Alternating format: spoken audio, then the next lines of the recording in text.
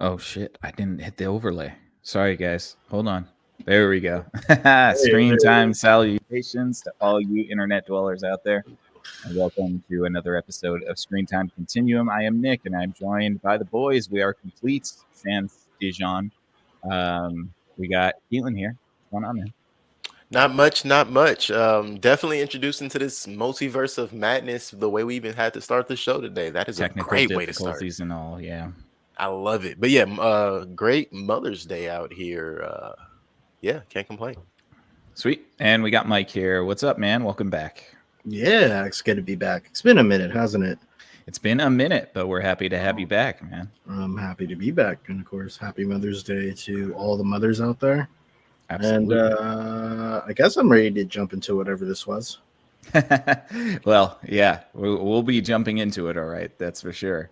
Well, thank you guys so much for tuning in with us this Sunday night. We're hoping that you're having a wonderful Mother's Day, a wonderful day in general, whenever you're listening to this. We appreciate you. And it means so much to us when you guys tune in. So thank you so much. Tonight, we're going to be talking about Doctor Strange and the Multiverse of Madness. We went and saw it. We saw it. And we're going to be talking about it tonight. So I was there. I was there. I saw They the built whole it and we thing. went. with my eyes. I yes. saw it with my eyes. I witnessed it. Yes, absolutely. And so we're going to be talking about that tonight. Tonight is going to be a spoiler review for Doctor Strange and the Multiverse of Madness. So spoiler alert. If you do not want to be spoiled about this movie, maybe check in with us after you've seen it, and it'll be on our page, so you can always come back and listen to it after you've seen the movie, because we certainly don't want to spoil anybody who doesn't want to be spoiled. So this is your fair warning, spoiler alert for anything in the movie Doctor Strange and the Multiverse of Madness. I'll just do it. Darth Vader is Luke's father. There you go. See, there it is. And we're screwed. But yeah, so this is your fair warning now. Turn back if you don't want to be spoiled for the movie. If you don't mind, or if you've seen it, come along with us. Let us know what you think in the comments. We'll be reading your chats as well. So if you have anything to say about this, we'll probably respond to you in the show as well. Mm-hmm. But with all of that said, guys, this is the first time I've been in a movie theater in a while. It was kind of nice. Did you miss it? Nice to be back. It was nice to be back. I did feel myself get a little bit antsy just because for some reason, and this wasn't like it, I think this has always been me. I get a little bit antsy in movie theaters. But yeah, it was fun. It was a great time to just like go back to it and sit in a dark room and all of that stuff. So I definitely enjoyed it. But let's get into our first impressions for this movie. Who wants to go first? Skip. That means it's Keelan's turn. I was trying to think of a clever way to say pass. Unless you have a reverse card. Yeah, I do not have a reverse card, but I do have the reality stone, and I have changed what Mike said, and what he said is he'll go first. There you go. Let's see. I guess I'll go first. The trailers were good. I enjoyed the trailers. I had some really good Impossible nuggets, which I didn't think I was gonna like, but they ended up being all right. And then I have these mac and cheese bites. Then I also had some buffalo dip and some marinara dip that were amazing with this like big old icy. And then like I remember missing like the sounds of the theater, not only the movie, but the sounds that happened all around you of like kids complaining or like what happened, or people are like being like, I don't know what the hell this movie is about, and like conversations. I mean, all of that was great, and those are my first impressions. Oh no, I didn't. The movie though. The movie. That's right. So I kind of cheated, where the same day I saw Everything Everywhere All at Once, which deals with the multiverse as well. So I have like, that movie was so great that I didn't feel so bad about this movie, because this movie's not. It's a movie. It's okay. It doesn't. There's a lot less madness happening. It's more like kind of absurd, I guess, or a little weird. But there's not a whole lot of madness. It felt like a Sam Raimi light movie, And once I was done with it, it was just like, meh, okay. It didn't bring me to any emotions. It didn't do anything. I wasn't smiling during the movie or anything like that. It was just sort of just meh. And like some of the composition was like shot composition was questionable. Some of the Sam Raimi schlock I always enjoy. There's an Evil Dead poster on my wall somewhere over in this general direction. So I'm a fan, but it was just kind of felt like there was this like fighting between either him and the artistic side and like what a Marvel movie is. And they never went well together. And throughout like the first bits of the movie, the pacing is all kind of weird. But it's not it's like a junk food movie. Yeah, which Marvel movies are quickly becoming. You could kind of see it. You go watch it, enjoy it. It's like a pop song, I guess. You can enjoy it for what it is and then move on with your life. But it's not going to be anything great. And I feel like with Doctor Strange, at least as a Marvel hero, it's these movies that should kind of be pressing on the borderline experimental or and like make you really remember what you watched. And there's just a lot of forgettable stuff in this movie. That's Yeah. fair. Yeah. All right. Yeah. I'll run second on that one. Okay. Pass the baton. No, absolutely. Wait, no, this side. There we go. You know, wow, Mike, that was actually a really great way to explain it. In the popcorn pop star type reality of it all. Uh, I'll start, the same way you guys did with my experience. I enjoyed the outing, to be outside and to have that. I didn't realize I missed the thrill of being in a huge dark room looking at a 120-inch screen or foot screen, or however the heck big that screen is.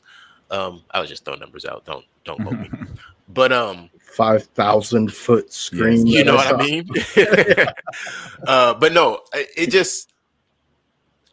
I didn't realize until I hit the corner and I saw the front of the theater, right, that I was going to the theater again. And it's been a while. So the excitement hit right there, got my snacks, remember what that was like. Well, the experience for that's a little different because they bring you your food depending on where you are most of the times now. I enjoyed the large seats. If it's one thing I can say I missed about the theater, it's that right before the pandemic hit, we really were introduced to pretty much every theater having a lazy boy lounge style seats. That probably made this movie a little more enjoyable. I think those seats are more comfortable than what most of us have at home.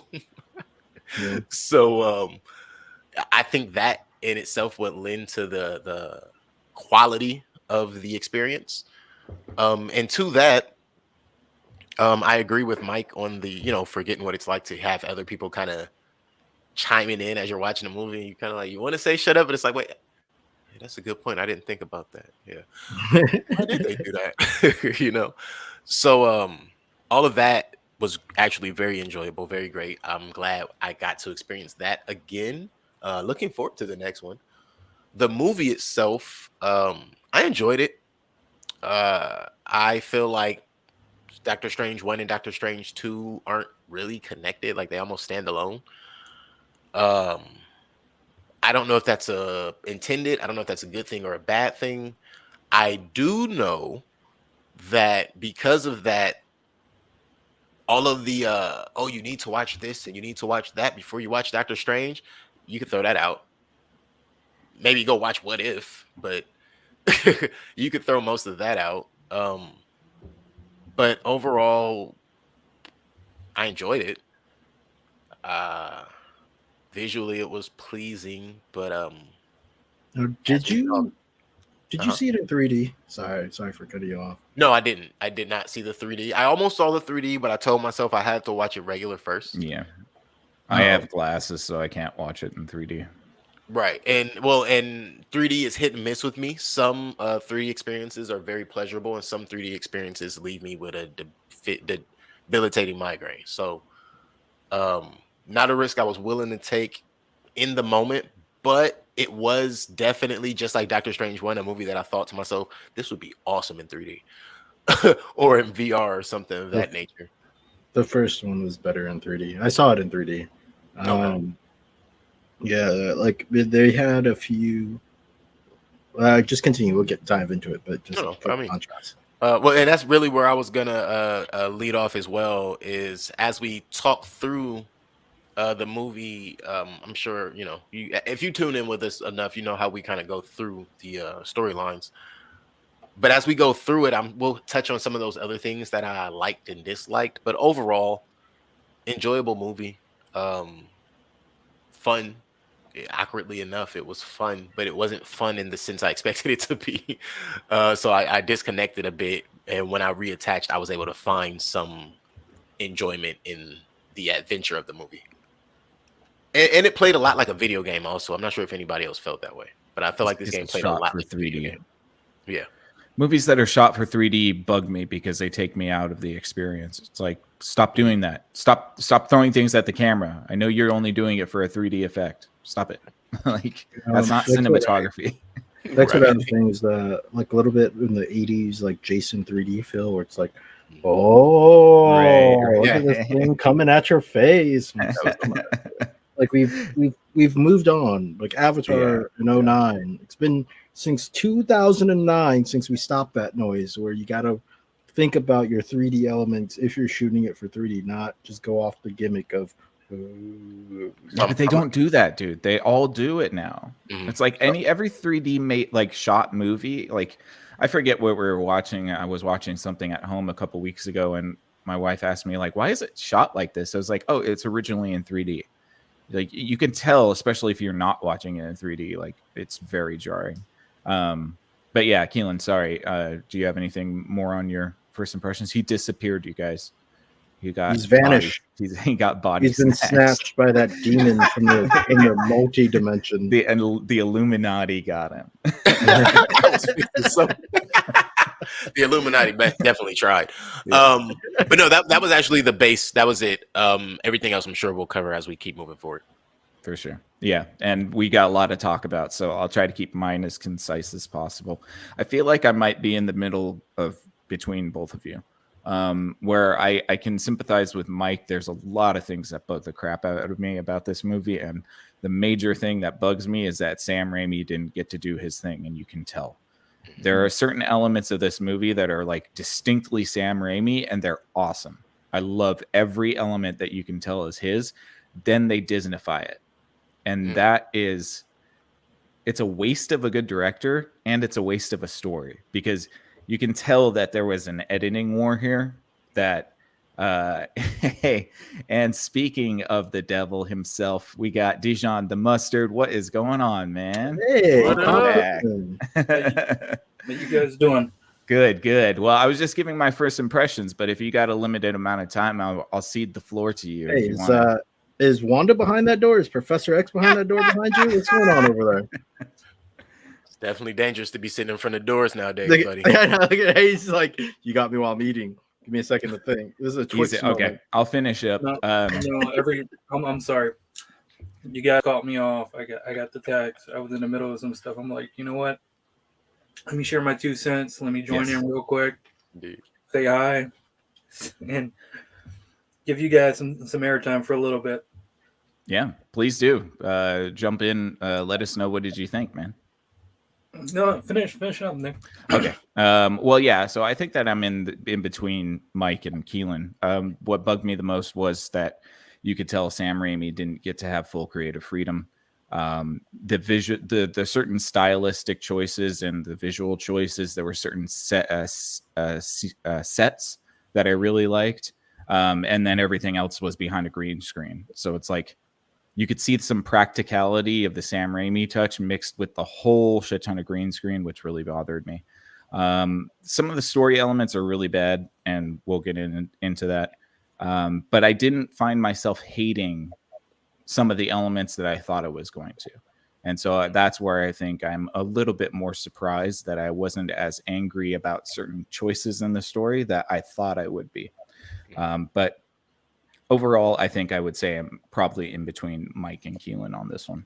Right. I do want to add really quick. Another thing I wanted to make sure I put in my first impressions. We finally got our villain, Nick. Oh damn! Yeah, we did. We did. But we did. Finally got a villain. Like, we got a comment here too. He said, "I'm new here, and I thought about this film I felt like I was watching a CW Crisis on Infinite Earths on drugs with better editing and costume. This film was an average 7 to 10 for me. Sweet dreams are made of cheese." Cheese. Thank you, Derping Gaming, for your comment. But I definitely agree. It did feel like a CW show, and especially the opening scene. I was like, "Oh, this is a mess." I almost got seasick on that opening scene, man. Really did. They should have just went like a full gas on the pedal and just made it rated R. Yes, they should have let 1000%. Sammy work. Then you get out of this, as Derpy Gaming was saying, that CW trap. Yes. Yeah. No, this 1000% should have been rated R. And that first scene, I believe from the very beginning, I thought to myself, even with the let's be real, we saw this in the highest quality possible because we were all in theaters. And that first scene was grainy, like we were watching it on a 32-inch back in 05. I couldn't focus, man. I couldn't see anything. I couldn't focus on anything. It was making me really dizzy. But before we jump into it, let's get Dijon's, since we got him for a limited time here. Dijon, come on, give us your impressions here.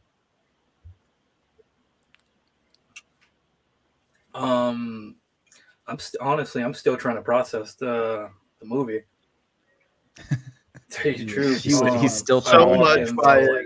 A couple minutes late. Who hurt you? Who hurt you?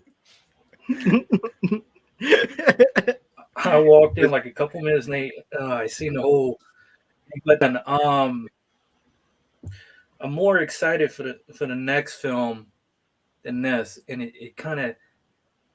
I'll give my score right now. If I got to score this, I would give it a 6 out of 10.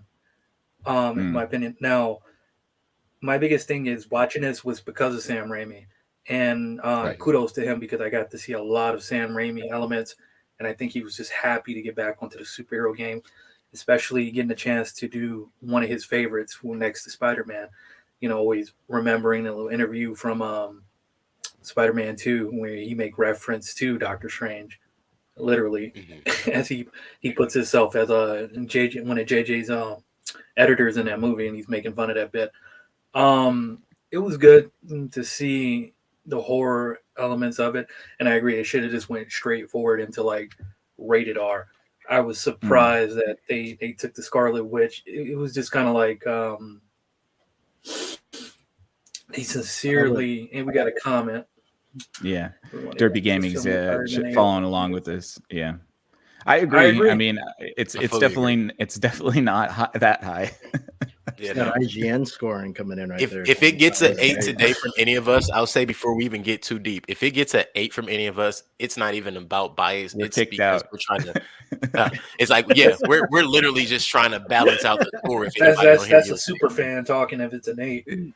Right. Yeah. If anybody gives it an 8 in this group, they're going to be exiled. They'll be exiled to the hinterlands. You won't see them until the next DC flick. Yeah. All right. Continue, Dijon. Continue. That's what I kind of felt like I was watching, in a sense. Like it was just thrown together. It kind of pissed me off because I'm like, this is supposed to be another flagship for the concept of. Oh. It looks like the whole multiverse thing. The Marvel deal. You know, after watching Loki, I was like, which I think we will most likely get to. I don't think we'll see Mephisto. I think we'll see some more DeMarmo in the third one. No, you started to cut in and out. It was just looked like Marvel corporate or Disney corporate started to mess with your internet. Yeah, they're chiming in on us. I want to say really. You'll for sure. I think we'll for sure see more Dormammu. I'll explain why much later, but we'll definitely see more Dormammu. I agree with you on that. But wait, what was the first thing you said? You didn't. He said something about Mephisto. Oh, Mephisto. Well, Yeah, I don't- Mike said something about Mephisto. Yeah, 'Cause I you don't get to think see the it'll realm be a bit. Mephisto. I think damn it, there's a different guy who's similar to Mephisto that they were kind of alluded to after this movie. And I'm gonna be quiet now because I don't remember exactly who that is, and now I Oh, look like a douchebag. Chthon. There you go. See, Chthon. Yeah. Nick heard about it. That'll probably be But part that's of it. who too. wrote because that's who wrote the Darkhold. Darkhold, correct? Yeah. The original demon, the number one demon. Mm-hmm. And now that she's destroyed his shrines and all of the I'm not okay. Sorry, I said I'll get there later. Well, you might Yeah. they might set that up in a Midnight Sun movie. And what that is this basically the supernatural Avengers team. Blade, Mm. Ghost Rider, Yeah. Wolfman, a couple other people. They might do that. I think I don't know if you guys seen the Eternals, but that's what they were basically kind of hinting at with Black Knight along with Mahershala Ali voice coming in at the end credits of Blade. the Eternals. Yeah. Wesley Oh, Snipes. I tried to watch. I tried to watch the Eternals. I could only get into like 10 minutes of it too. I haven't started it, but I know. Oh man, So we're gonna group watch that one day, Nick. Just There's no reason that Selma Hayek, who's an eternal god that's not even from Earth, has a thick Hispanic accent. I just skipped. Hayek. Have I you ever just heard of any? skipped. No, I know, but Just still. skipped it. Yeah, Just The I color skipped- palette. you guys can totally skip it. It's more of the after credit scene where that's what you want, but everything else, I'm talking about the last after credit scene with Mahershala Ali voice, but anything else you can keep it. yeah. It's just Fair. whatever's gonna bleed in there. But one thing that really did it for me in this movie was basically the Sam Raimi elements, which was the horror elements, which was nice, a little bit refreshing, and getting to see I forget his name, but the guy that plays from The Office actually be Jim. casted as Mr. Fantastic. Yeah, Oh Like- yeah. yeah. That was Everybody was just quiet. I was like, yes. just yeah. to Forget shit on Patrick it. Stewart. I'm 5 used to minutes Patrick later. Stewart, but give me him. Yeah, There's that one line that I was happy to see with Professor X, where he talks about like you can stumble, but that doesn't mean you shouldn't trust somebody. That's Mhm. like a proper Professor X moment. It's But, from like, First Class, I think. Yeah, but it's few and far between that you find these enjoyable moments in the movie, which is just a mess in itself. Mm-hmm. They Yeah, could fair have enough. kept that 90s wheelchair shit out there. Derpy Gaming says he got called a troll in another review live stream for saying it sucked. Yeah, man. Look, it's really careful. hard. Yeah, be careful with the hardcore Marvel people because not like the nerds, but like the hardcore normies is probably a better way to say it because a lot of the nerds don't like this stuff, but like the hardcore normies just like they every time you go against their sacred cow. So we try to be as even keeled and critical about stuff. Like we don't try to bandwagon on that hype train. We just did a Moon Knight review that wasn't so great. So I tell you this. I'll tell you this. Peace. That's crazy. You know what? I knew Dejan was a rapper. Didn't we say that Yeah. at the beginning? Just mic drop. That's Oh, that was the best. I've There he ever is. heard That's scary. Yeah, you're gonna have to repeat They don't. everything. They don't want yeah. you to tell us that, man. Yeah. They don't want you to tell us. Look at it, and then he's just cutting in and out. Well, Oh my I'll tell you God. guys. 6 out of 10. Love the cameos. 6 out of 10. I can't say anything much after that. I'm still trying to process that movie. I don't want to watch it again. That's fair. Yeah. Yeah. Now that's a real review I know that you don't want to watch. Yeah, I mean, yeah. I just think Yeah, it was a waste. fair, I man. think it was. I think it was sincerely like. I don't know if you guys watch What If, but I think it was like a continuation of the Doctor Strange What If Oh, it arc definitely was. in this movie, and I was just like, Yeah. Okay. Which I didn't even see, but I heard enough about to put that correlation together while watching the movie. Yeah. Yeah, I feel like so. I kind of took the same avenue that I took with Marvel Comics. Like, I'll pop up for the main thing, you know. I'll read the big events, and of course, when you do that, you're gonna miss a bunch of like parts. Yeah. So I didn't see What If. I didn't see Loki or WandaVision. Watch one episode of WandaVision. But even still, I understood that these were supposed to be like nostalgia moments for Mhm. like a show you watched 6 months to a year ago or something. Yeah, it Remember, was almost And like hype real.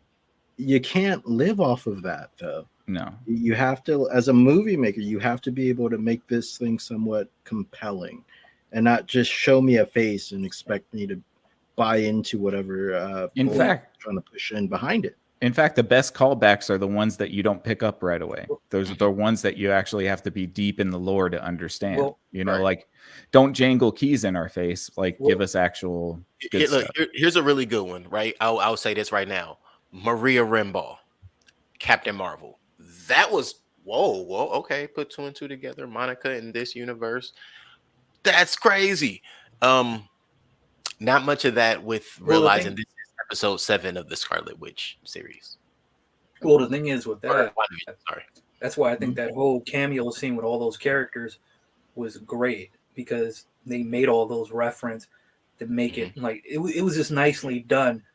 Then after that, that was that. After that scene, it goes full on. I'm gonna murder everybody scene, which was great. Into that aspect, I think that's why Shang-Chi was probably the best out of all of these movies that came out so far, in my opinion. far. Next to And that's not saying a lot. Far From Home, and that was Shang-Chi being its own thing and being fresh. Fair. Yeah. Derpy Gang again. Hold on, he's got one for us. It said there are so many possibilities they could have done with the film, and Sam didn't even watch WandaVision, so that was definitely a sign that I knew it was going to be bad. Yeah, see, like I kind of agree too, because there's been a lot of creators of these Disney Plus shows talking about like explicitly don't know anything about the subject matter or the lore of the things, and I'm just like, you probably shouldn't publicize that. Like, if you don't know anything about it, fine. If you want to create it like a blank, you know, tabla rasa, like blank slate, you don't want to know anything about it and just create a story, okay, but don't fucking go out there and say it. You're just going to piss people off. Well, Yeah, I think it's even worse. Well, I think it's even worse when they do things like something I didn't drive home in Moon Knight, and I should have probably hit on a little harder, was the intentional creation of the Layla character. So the Layla character is originally named, I think, Alice. She's originally a white lady that Steven is with. I want to say so basically the lore behind it, or the backstory behind that, is the lady who plays Layla was originally supposed to be a character in the Miss Marvel show, and they changed Alice to Layla, made Layla Egyptian, and then she got that role. And it's like, is that a bad thing? No. But when you let the world know that's what you did, now you've opened the door for people to scrutinize you based on a creative decision you made. Just make your creative decision and move forward. Nobody even questioned it, and you went out of your way to create this thing that people are going to have a problem with. Well, it means something that they have that as the most. I think it means something that has that those types of things are the most important part of the show. You know what I mean? It's like, well, I think the story might be equally as important, maybe. Then that one thing you change, which is cool, but it's not the storyline.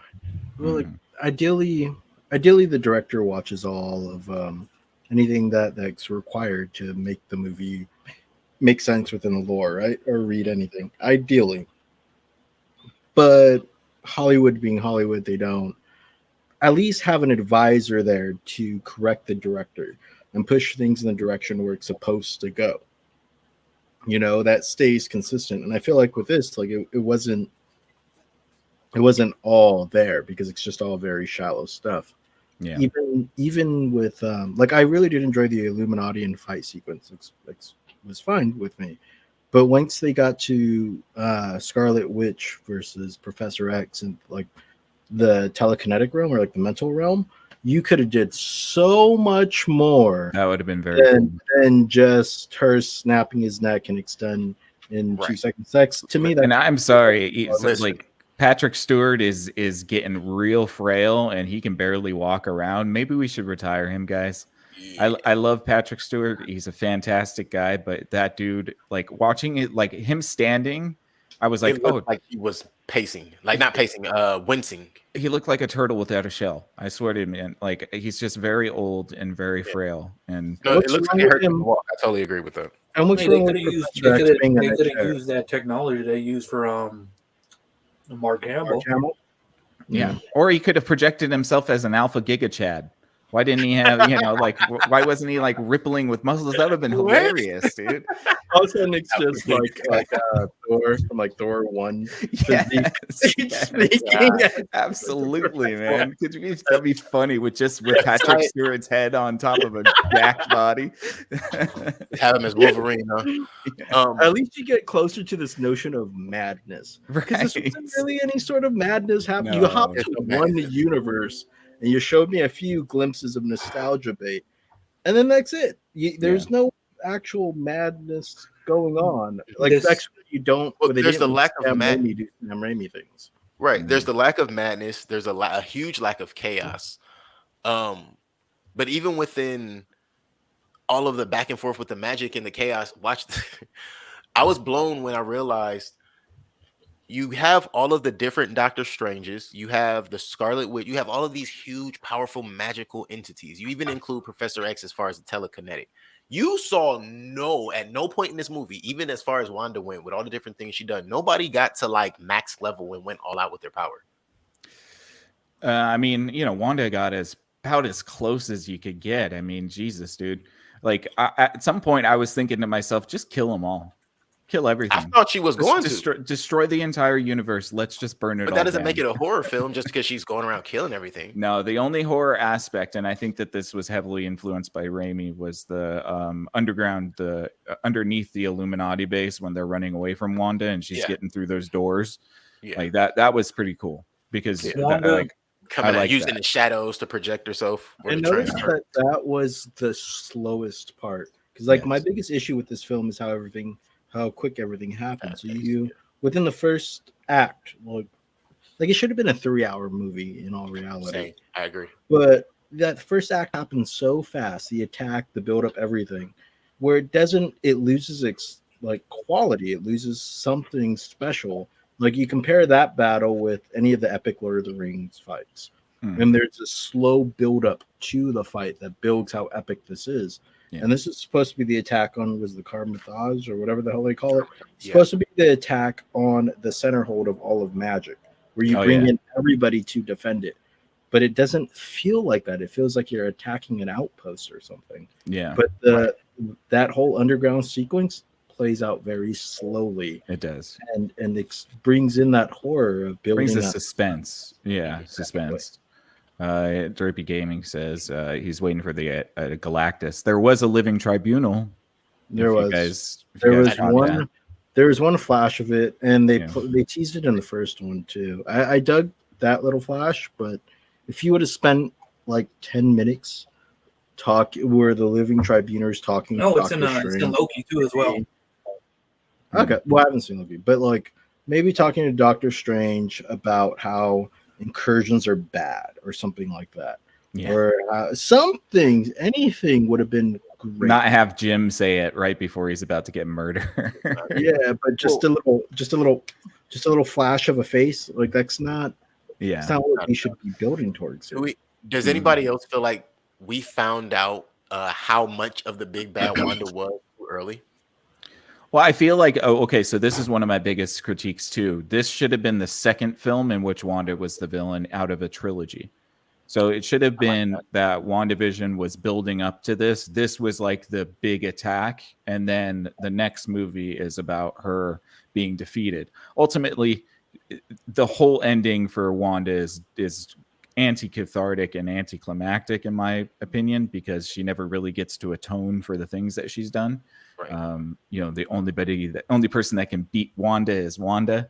And it's like, okay, so what are we doing here? Yeah, I feel like there's like you were saying, there's a missing Scarlet Witch movie. Yes. So I really enjoyed Infinity War because it was basically a Thanos quest movie, But I really wanted a Thanos Quest movie where you got to see how every stone was obtained. And Thanos Quest in the comics, in the comic realm, was a great read. So I feel like there was something missing with here where she figures out who America Chavez was, where she actually where you learned how she found her. Not like, oh, I just know she's already here. Her going this thing.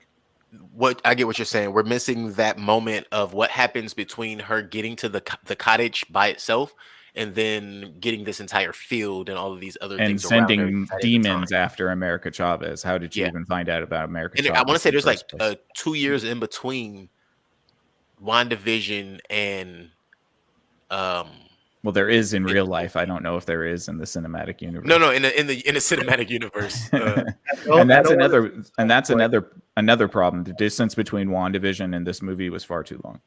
I don't want to see some Black Witch. Well, that's the problem.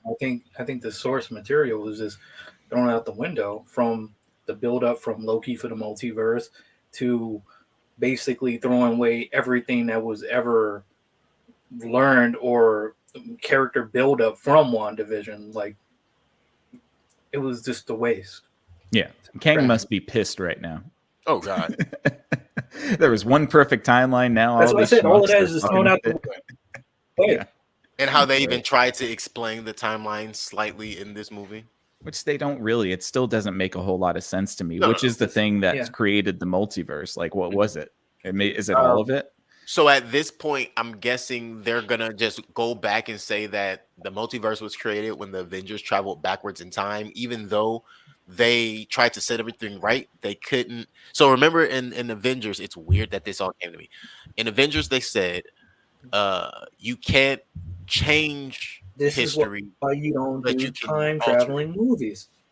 Right. But they were saying you can't change history by changing events. You just create a new reality. So they created all of these different realities then, and everything just got worse over time. But there's an infinite amount of reality. This is another thing that bothers me. So within scientific theory, there's an infinite amount of realities. That means there is there's this reality where Wanda doesn't have her kids is not the only reality where she doesn't have her kids. Right. And for Strange, they say that like he never got the girl in every reality. That's just not true within not in every reality theory. Most apparently. Who knows? Yes. But it's that little meddling with the theory of the multiverse itself tells me that the creators didn't give respect or were lazy in their research. Well, yeah, because the multiverse is so hot right now, but it's just a storytelling device now. Like, but because it's a whole bunch of people who thought it was a cool idea, and maybe had a person tell them about multiverses in a very loose sort of notion, without any science backing, because it's been so permeated in our sort of social zeitgeist right now. That people are just using it as storytelling devices now. It's not time travel; it's multiverse. Like the visual effect too in the Dark Knight where she pulls out the multiverse, or like was so underwhelming. It's crazy. Like when she's sitting there, you only see a few. Yeah. But when they do like the Sam Raimi Spider-Man thing where they're traveling down it, there's like a billion of them. So which one is it? Is it a billion of them, or is it just like these 5 or 6 major ones? Like you have to. Well, I think that's always even been the question with the comic multiverse when they were kind of building this out as the MCU was starting, is if there is so many, why do we only talk about 5 or 6? Even in the lore, like there's not comic books about more than I'd say 6 different planets or 6 different Earths, universes. Yeah, well, there's only so many, right? I'll be honest with that. I necessarily think DC does that better with other worlds. Yeah, I don't know. Because like if you take every what if. Are you heading out, man? Peace. It's good to love you guys. Hey, love you too, man. Thanks for jumping on. Yeah. Tell your wife Happy Mother's Day. Indeed. Oh. Yeah. Still not used to that, but yes. Okay. All in due time. Love you, bro. Have a great night. Thanks for jumping in, man. All right, you guys take care. Behave yourselves. We'll try. No. So like, later. Like if you in the comics, at least, if you have every what if issue, That's a different universe, and it expands a bit further out. But there's only a couple that have like a serious attention paid to it, which is bothersome. But this was your opportunity to go nuts, just to have like a couple hundred different universes shown. Yeah. And they had the opportunity make to it do it. madness. Yeah, you have literally the opportunity where America could have punched Scarlet Witch through a million universes, and Scarlet Witch pull America through every one because she knows that she has to keep her in order to not get stuck in a single universe. And they do nothing with it. And funner. They only do that with Doctor Strange and her. But, Bill and Ted had more of a hassle going through portals than they had in this movie. Yeah. Yeah, I also don't know why, because Scarlet Witch is a what is she? She's polyglot. Not polyglot. She's what do they call them? Not a variant, but a constant or whatever. I know she's like America Chavez. America Chavez, there's only one of her. She's an anomaly. Yeah, there is nothing else like her. You're right. Exactly what you mean. Yeah, but like Scarlet Witch is also one of those things. Now, what's her name? What's the character's name? I don't even know her name anymore. Wanda. Yeah, Wanda. There are many Wandas, but she's the only Scarlet Witch. You're right. Yeah. Because so I was thinking at some point the Wanda that she dreamwalked into was gonna turn Scarlet Witch, and she didn't. And then I thought about it like, oh snap, because so I had it's to like remember the Phoenix Force thing. She's got the Wanda, the Scarlet Force. Right, Scarlet Witch is in this one, and I'm assuming anything would have had the Phoenix Force, etc. And so what I had to remember is the way the universes are set up. And there's like two other things in this movie that made me think, like, what's up with like, what does that universe work like? Oh, you're not going to explain that. Okay, well, what's about this? Oh, you're not going to explain that either. Like, do you realize how this becomes interesting? Because you guys told us there's all of this. Did you think it out? This could have been a Infinity War Endgame 2-parter if they really wanted to and actually made the story with some sort of I fully agree that this movie is too short. Like, I think we all agree, and it's weird. Well, it's too short, but I also got very bored at some points. I understand, but that's what I'm saying. It's weird because there are times in movies where like, yo, this movie was way too long, but they could have gave us an extra 30 minutes and no one would have complained. No, as long as that 30 minutes, because there's certain elements of the story that you just wouldn't wait. So okay, but no, that's what I'm saying. As long as that 30 minutes was valuable, like give me 30 minutes of good information, moving this story forward, and giving me some quality action. And okay, I'll take it.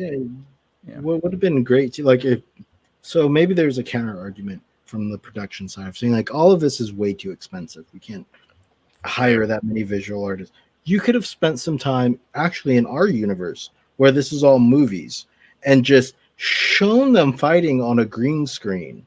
Regular. And then all of a sudden, the what's her name? Elizabeth Olsen throws something using Wanda's magic and everybody starts to run off. And it's just actual Sam Raimi and Bruce Campbell moving the camera around.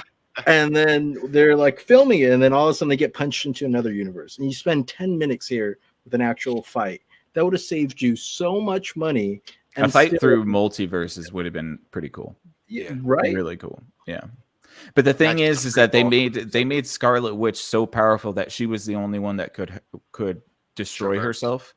No, the only person that could beat Scarlet Witch is Scarlet Witch. That's what we learned from this movie. Nobody can beat her except for Scarlet Witch. They couldn't even use the Book of Ashanti, which was the MacGuffin for the thing that was supposed to, give them the ability to defeat her. She just burns it. Yeah, and along with a page isn't that the thing that's supposed to give you the power to defeat your enemies, and it just gets burned by your enemies? It's literally supposed to give you the power to do whatever you want, whatever you need. And I assume that when you're holding it, you're supposed to be imbued with that power. And yeah, how come it doesn't imbue with power like holding the Darkhold does? Right.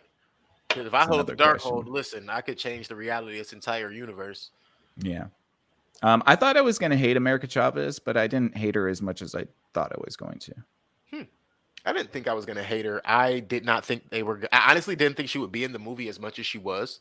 But I thought they would give us a little more of understanding. I can say, though, the way her character was played out in this movie, I like that they left the possibility open for either a movie or a series just based upon what she's gonna do or where she came from or what she's been through already. Yeah, don't want it.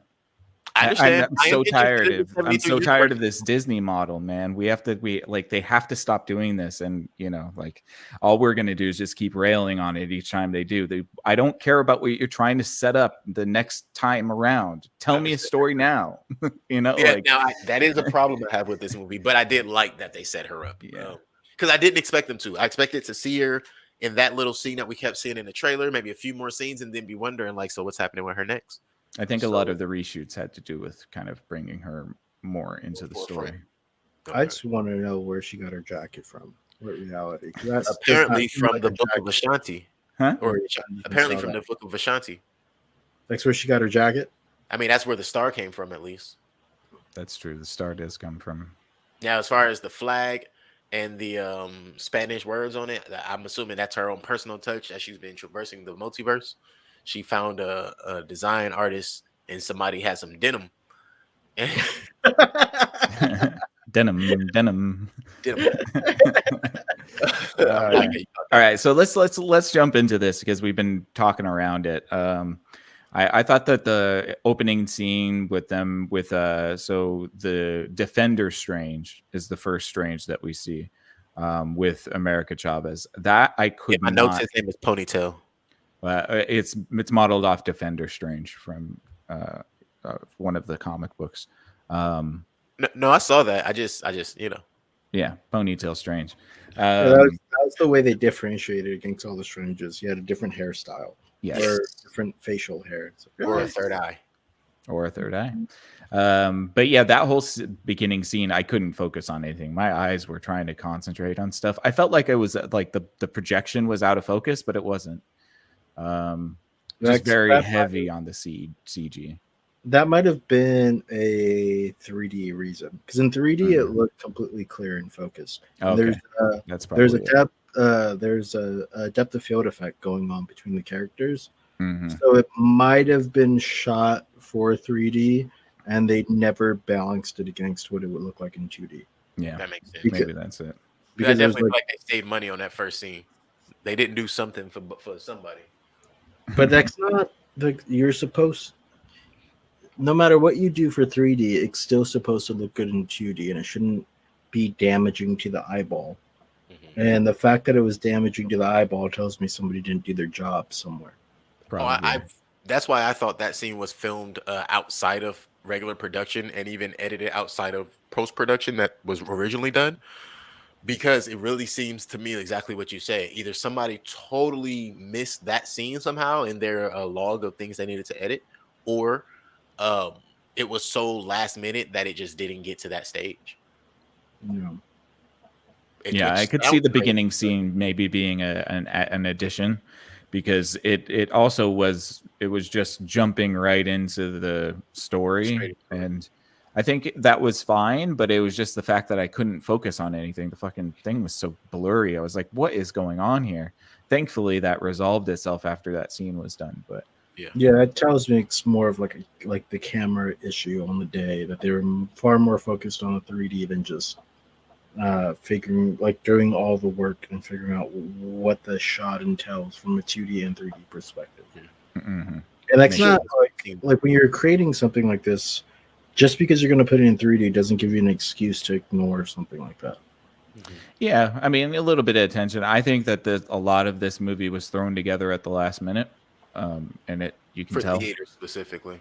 There was a core movie to this movie, I think, that stayed, and then a lot of things were just kind of slapdash added into it. But what do y'all think about Steven not getting married to Rachel McAdams? So sad. I was wondering why we saw her in a wedding gown in the previews. I'm still wondering that at this point. I understand why we had to see her at the beginning in 616 before we get to 838 and yada yada yada yada. But the wedding part only, we could have been told that she was married already, and they ran into each other on the street, and it would have had the same effect. First of all, also I would have turned that guy into something that was sitting next to Doctor Strange, giving him shade for not, Yeah. Like, are you seriously asking me if there was if I chose to destroy half of the universe voluntarily? Mhm. Like, Yeah. And giving me shit because I lost the girl. right. I guess you can't make all the right decisions. I And don't get the girl understand why Doctor Strange doesn't get any respect in this universe because he anymore. was a Like, prick before he was a hero. I guess, but he was integral in saving the There universe. was a prick before he was a hero, and now that he's a hero, he can't be a prick in public. I guess. I don't know. I I feel feel like- like yeah. Yeah, I don't know. I would have had the monks like or America Chavez for whatever reason you want to build up, run through the wedding, or somehow move the story where it involves the wedding itself, Mm, because it just kind of seems like added on. Because I Yeah. forgot all about Christine. I don't really Yeah. care about the love interest at all when it comes to Doctor Strange movies. Yeah. I want to see you fighting Dormammu. I want to see you hopping through this universe, through that one. Maybe meeting Training Nick theory. Fury as the man on the wall, defending it in this like multiversal sense. Dive in deep with this sort of thing. Not, oh, he's at a wedding and you turn water into wine. Big whoop. Yeah. Which And he's a sad boy because his girlfriend left him or whatever. And I Yeah. feel like that was a weird way to like, oh, he could turn water into wine, and typical Stephen Strange. Are you flirting with me in your wedding dress? Yeah. I don't know what they were trying We to know do he's with that. flirting. Yeah, it's like we know he's flirting. That goes without saying. But it's like, lady, that you're not supposed to play into this.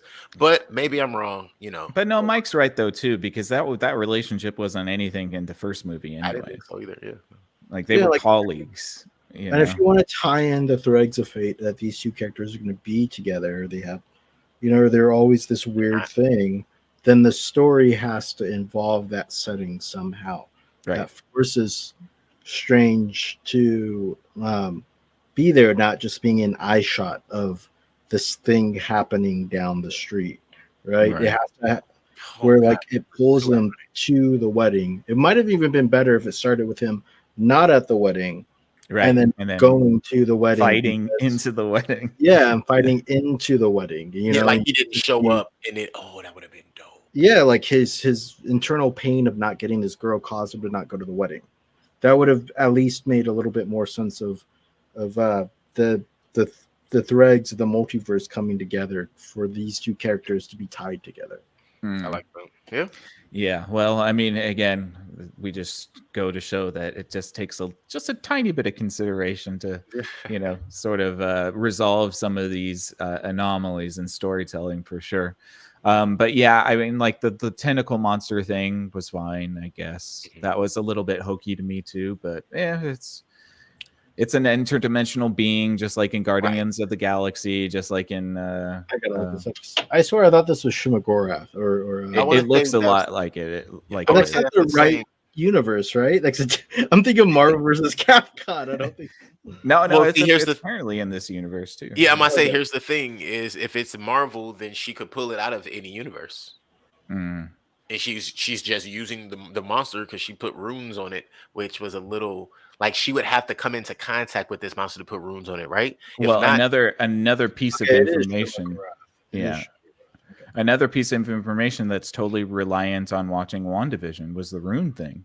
yeah, Like the explainer for why she can manipulate creatures into other dimensions. but she would have to be in physical availability, like physically come into contact with it to put these runes. Oh well, not if she's dream walking. Never mind. Well, what you think she has a dreamwalk version of herself in the Shimaggorath universe? Right. Possibly. I mean, in every universe, there is supposed to be a version of you, even if it's a Shimaggorath. Not, Not yeah, if you're America Chavez. squid or something. Well, so I have some answers on that, but I'll get to that. Also, I had to do homework to get answers on the America Chavez part too. But in the movie, I believe the whole Strange and Christine thing, I didn't like it, but I understand it by the end of the movie when I find out that's his wife that pops up in the Easter egg scene. Yeah. So then Well, it's like, that's so it's telling us that he is capable of love. Get out of here. I don't like and that's another thing I hate about Marvel movies now is like you don't resolve your storyline in an after credit scene. Are you kidding me? And they Don't do didn't. that. You know how much homework you have to do to figure that out? Well, yeah, I know it's a deep They don't cut even tell anyways, you but her name is Clea. well, they just did it in Moon Knight. You know, they Oh, yeah, resolved the I entire series in the end get credit what you're scene. saying. So it's just like, just don't do that, please. Make the end credit scene something kind of innocuous and non-related to the thing that I just watched. I don't. Well, That's fine. to be fair, this movie, the second end credit scene, was the best end credit scene Yes. in a long time. Yeah, That yeah. should have been, yeah. That Well, should it be the had- only end credit scene. Well, it's just an It Easter had egg, though. Ferris Bueller levels of comedy where I'm like, where was this for the whole 2 hours that I was sitting here? Yeah. Where's this feeling? This feeling is great. Mm, At least they at least got us to leave with a good chuckle. Yeah, if you stuck around. Who didn't stick around? By this point, if you Me. don't know to stick around, I left. There's and a- I just You watched didn't the end really credit care. scenes on the internet. Yeah, there's a bunch of people that didn't stick around in Yeah. my movie theater. Oh, They wow. watched the first one and they left.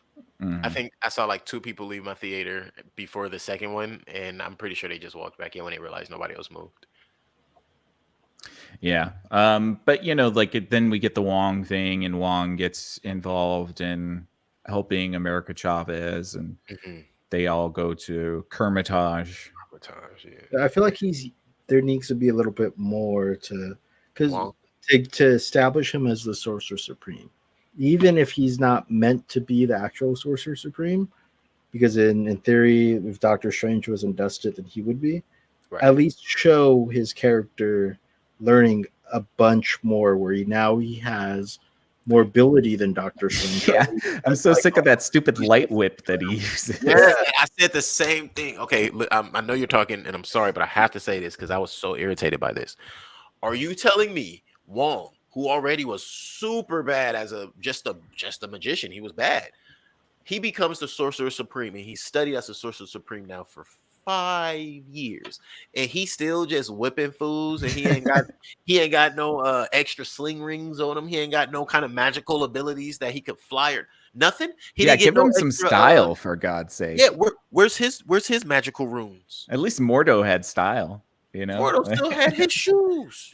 Yeah. This would have shown a great dynamic between Strange being the talent and Wong being the hard work, Mhm. and how hard work can, through in that time of absence, elevate itself. At least you don't have to make him better than Doctor Strange, but at least equal to that talent. Yeah, you should at least be able to like fight alongside with him. I didn't feel like Wong was adding much to the situation. Almost every time he was just kind of a liability. It just felt good to see Wong there, honestly. It felt good to what? To see Wong there. Like, oh, hey, Oh. Wong's still there. That's about it. That's really all I really got. And it sucks because I like Wong as a character and I wanted more from him. I Yeah. wanted a lot more.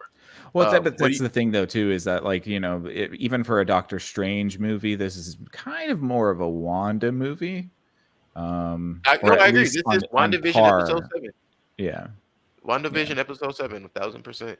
Well, they and with that, they were trying to follow the idea of Infinity War. Infinity War is more of a Thanos movie than it is an Avengers movie. Right. So somewhere they got in the executive branches, they got their lines confused, where they don't understand why Infinity War worked. So they're just building off the structure, the formulaic thing of being able to try to like bait and switch this sort of stuff. Hmm. I would have loved to have this movie be Wanda just destroying every person in the 838. Just keep throwing superheroes at her for the entire episode. Just literally have her kill off the 838. Like that would have been incredible. But And it was kind of wrong. they can't commit to shit. They won't commit to it. They want Wanda to still be likable. Like, why?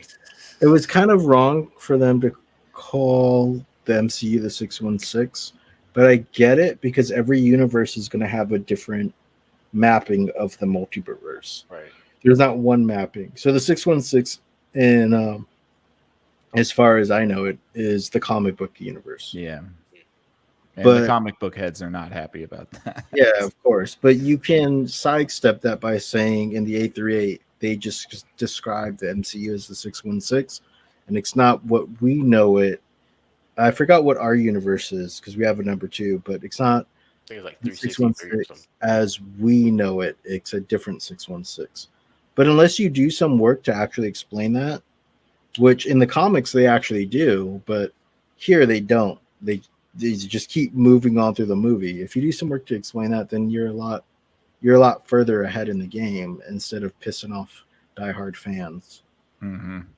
Yeah, another one I didn't actually pick up on. I didn't know the music was done by Danny Elfman, which is Whoa, really? interesting. And I Yeah. usually look up who did the music. That's crazy. The only thing musical that stands out is the music fight that him and Sinister Strange have. Yep. But That's the only music I even remember from the whole movie. yeah, same actually. Just kind of a shame because why would you underutilize Danny Elfman like that? And that was actually a little bit of Overutilize the Fantasia theme like that. What'd you say, Mike? That was a bit of a fun scene too. It was explored a little bit more, but it's that corporate mentality that kind of cuts down on that creativity to fit everything within the Marvel cinematic formula that they've built. Yeah, I just feel like we can't let anything marinate. Like the only thing that I felt marinated was that scene in the bottom of the Illuminati basement where they were running away from Wanda before they get to the porthole. You know, like that's the only scene that I felt like we were actually sitting and feeling the moment. Everything else was just like going by so fast. It's like now we got to go see this people. Now we get the Illuminati clap, clap, clap for Professor X. Now he's dead. You know, so like, there's this theme of water that happens throughout the film, and it's because Strange lets his younger sibling or one of his siblings drown, right? Mm-hmm. And when you're in that basement, you still could have done more with it. Like if Wanda has, or Scarlet Witch has access to these mines and she's so powerful, then it would have been great to see a water, like all that water is falling, right? Mm-hmm. Like kind of dripping, but to see a water form of a woman that you don't know, but it's actually Strange's younger sister. That would have been cool. And then start to taunt Strange. Yes. To, again, build in this horror element. You could have even done something like that. Whereas you just leave this water theme kind of up in the air. And it's first played into the reflections and then the storm in the teacup.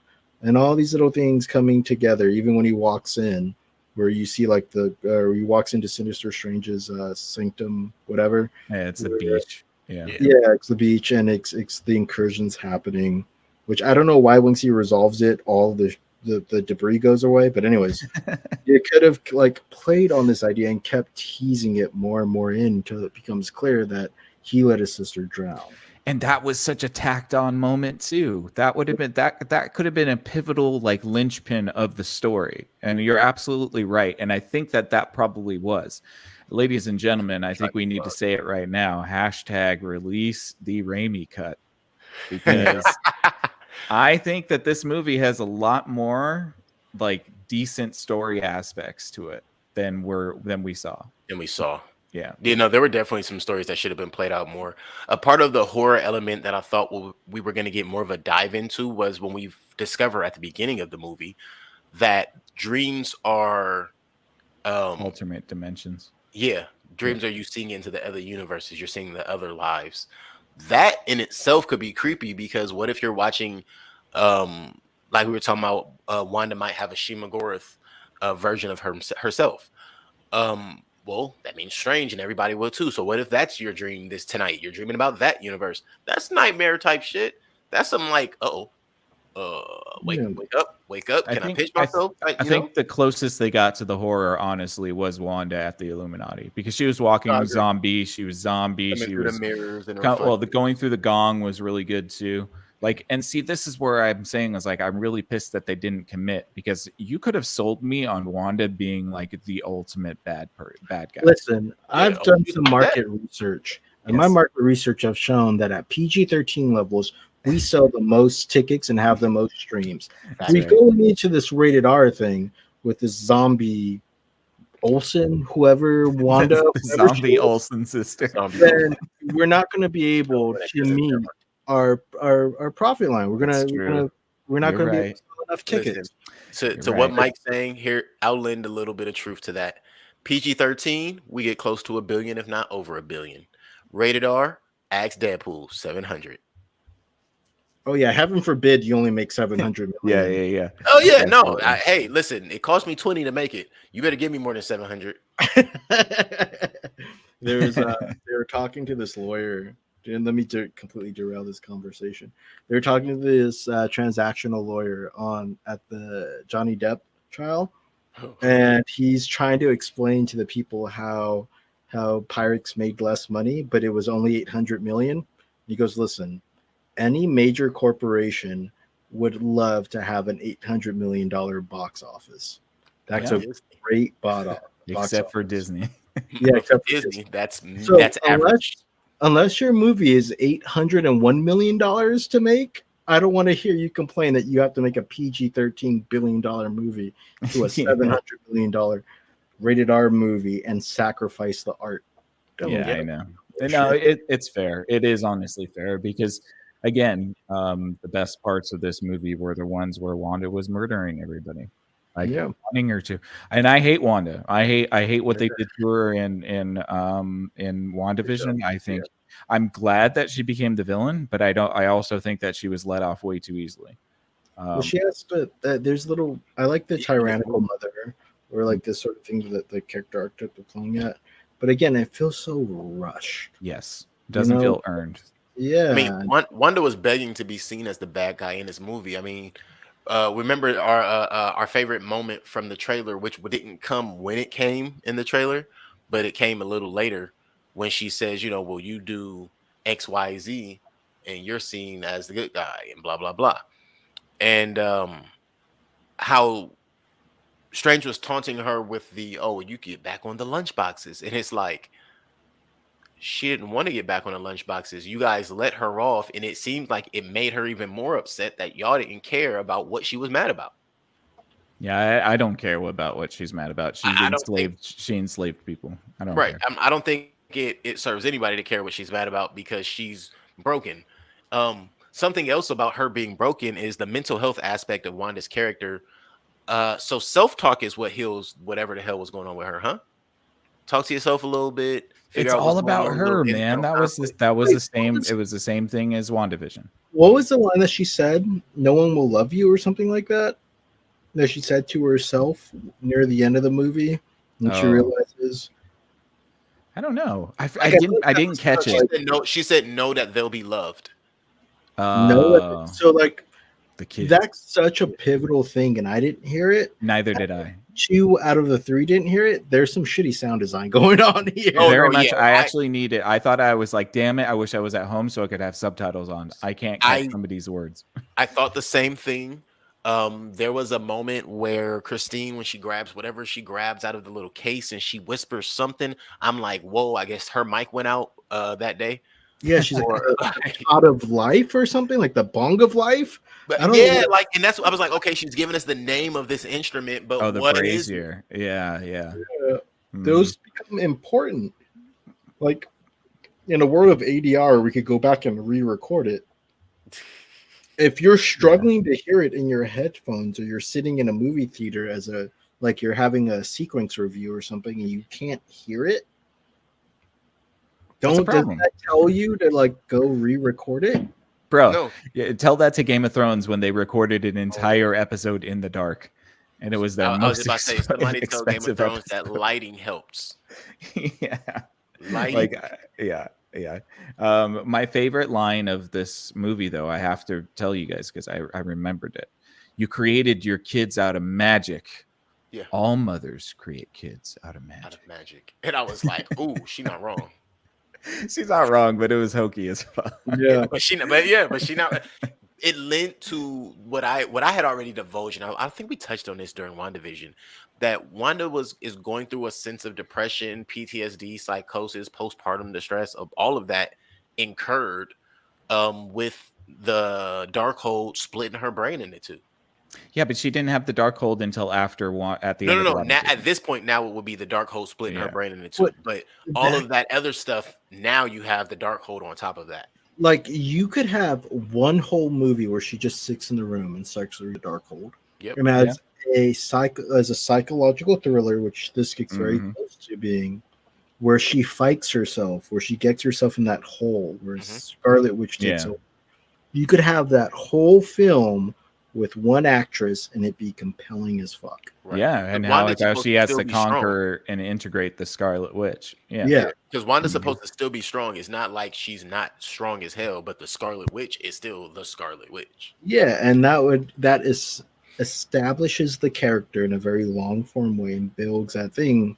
Other than this thing you get where she whispers to one person to run, Yeah. and now there's a hole in the shield, and you have the Sorcerer Supreme and Doctor Strange, which is Sorcerer Supreme 2, being like retreat, Yeah. run. That Like, doesn't establish her power. That just tells me that these two idiots are bad at their jobs. That's and she true, clearly too. was more well versed than they were. Even Sinister Strange was even more versed than the Doctor Strange we know, Stephen Strange, our Doctor Strange, I guess.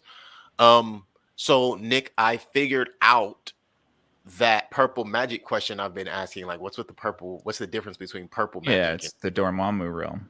Well, it's the Dormammu realm, but it's also a depth of knowledge. It's a more ancient magic. Well, the red is chaos magic, and then Right. The purple is from the dark realm. Where's Dormammu from? Well, it's from the dark realm, but it also is from the days of the Salem trials as well. So it's a part of like the original magic in this universe. Yeah, but Chthon was the one that gave Scarlet Witch her Correct. powers. Yeah, Which is why it's red. right. And then the orange is supposed to be of life. Yeah. So then does blue mean that they're Jedi Knights? There is no Yes, blue so yes. far, but yeah, I'm guessing so. We get some green in there, a little Yoda doing There some is- magic. There's I a little do. blue in like ice magic that they showed in the beginning. Like I feel like I was watching a Diablo movie. Like all of a sudden, Yeah, it's like we're making a Diablo movie. Here's all this ice shit, yeah. which confused me. And then, but there is some like green fire. There is a little bit. I do remember that. Yeah. What the wait Disney's going to be doing with X-Men? Yeah, man. I don't know. I don't want them to touch that, to be honest.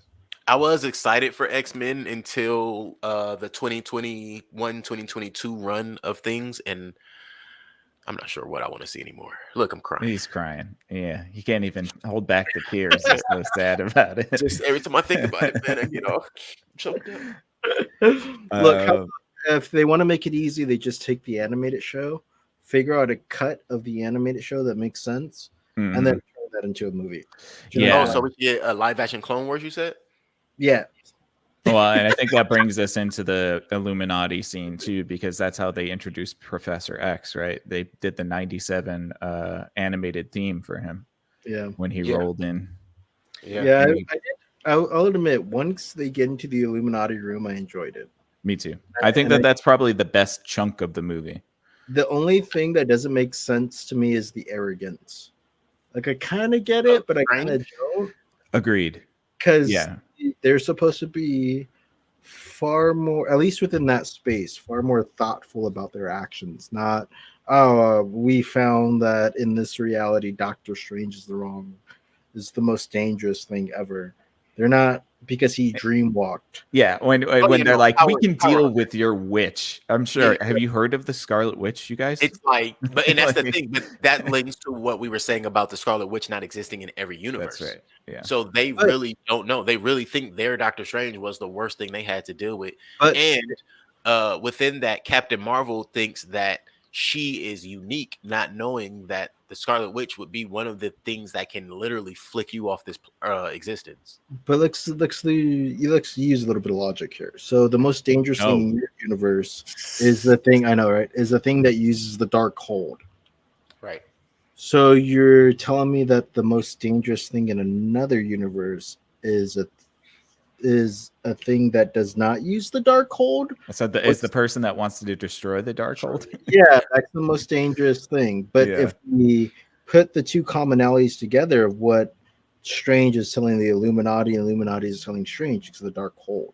Oh, here, by the way, this is Reed Richards, the smartest man in existence. Yeah, right. Yeah. Who clearly doesn't know. Oh, wait. With this, I'm glad you said that. With the smartest man in existence being there, how did nobody come to the conclusion? Well, we have the Book of Vishanti and we have the Darkhold. Why don't we just? Oh, I wonder what they have. Oh, you put them together and they bond like. Yep. Nope. Wonder Power Twins activate, maybe? No? Okay. I do like how each one was introduced like they were a Marvel versus Capcom. Like, Yeah. Yes. Yeah. They all had their hero pose. yeah. Bro, that was crazy. Marvel vs. Capcom 4, Professor X is a character. Let's go.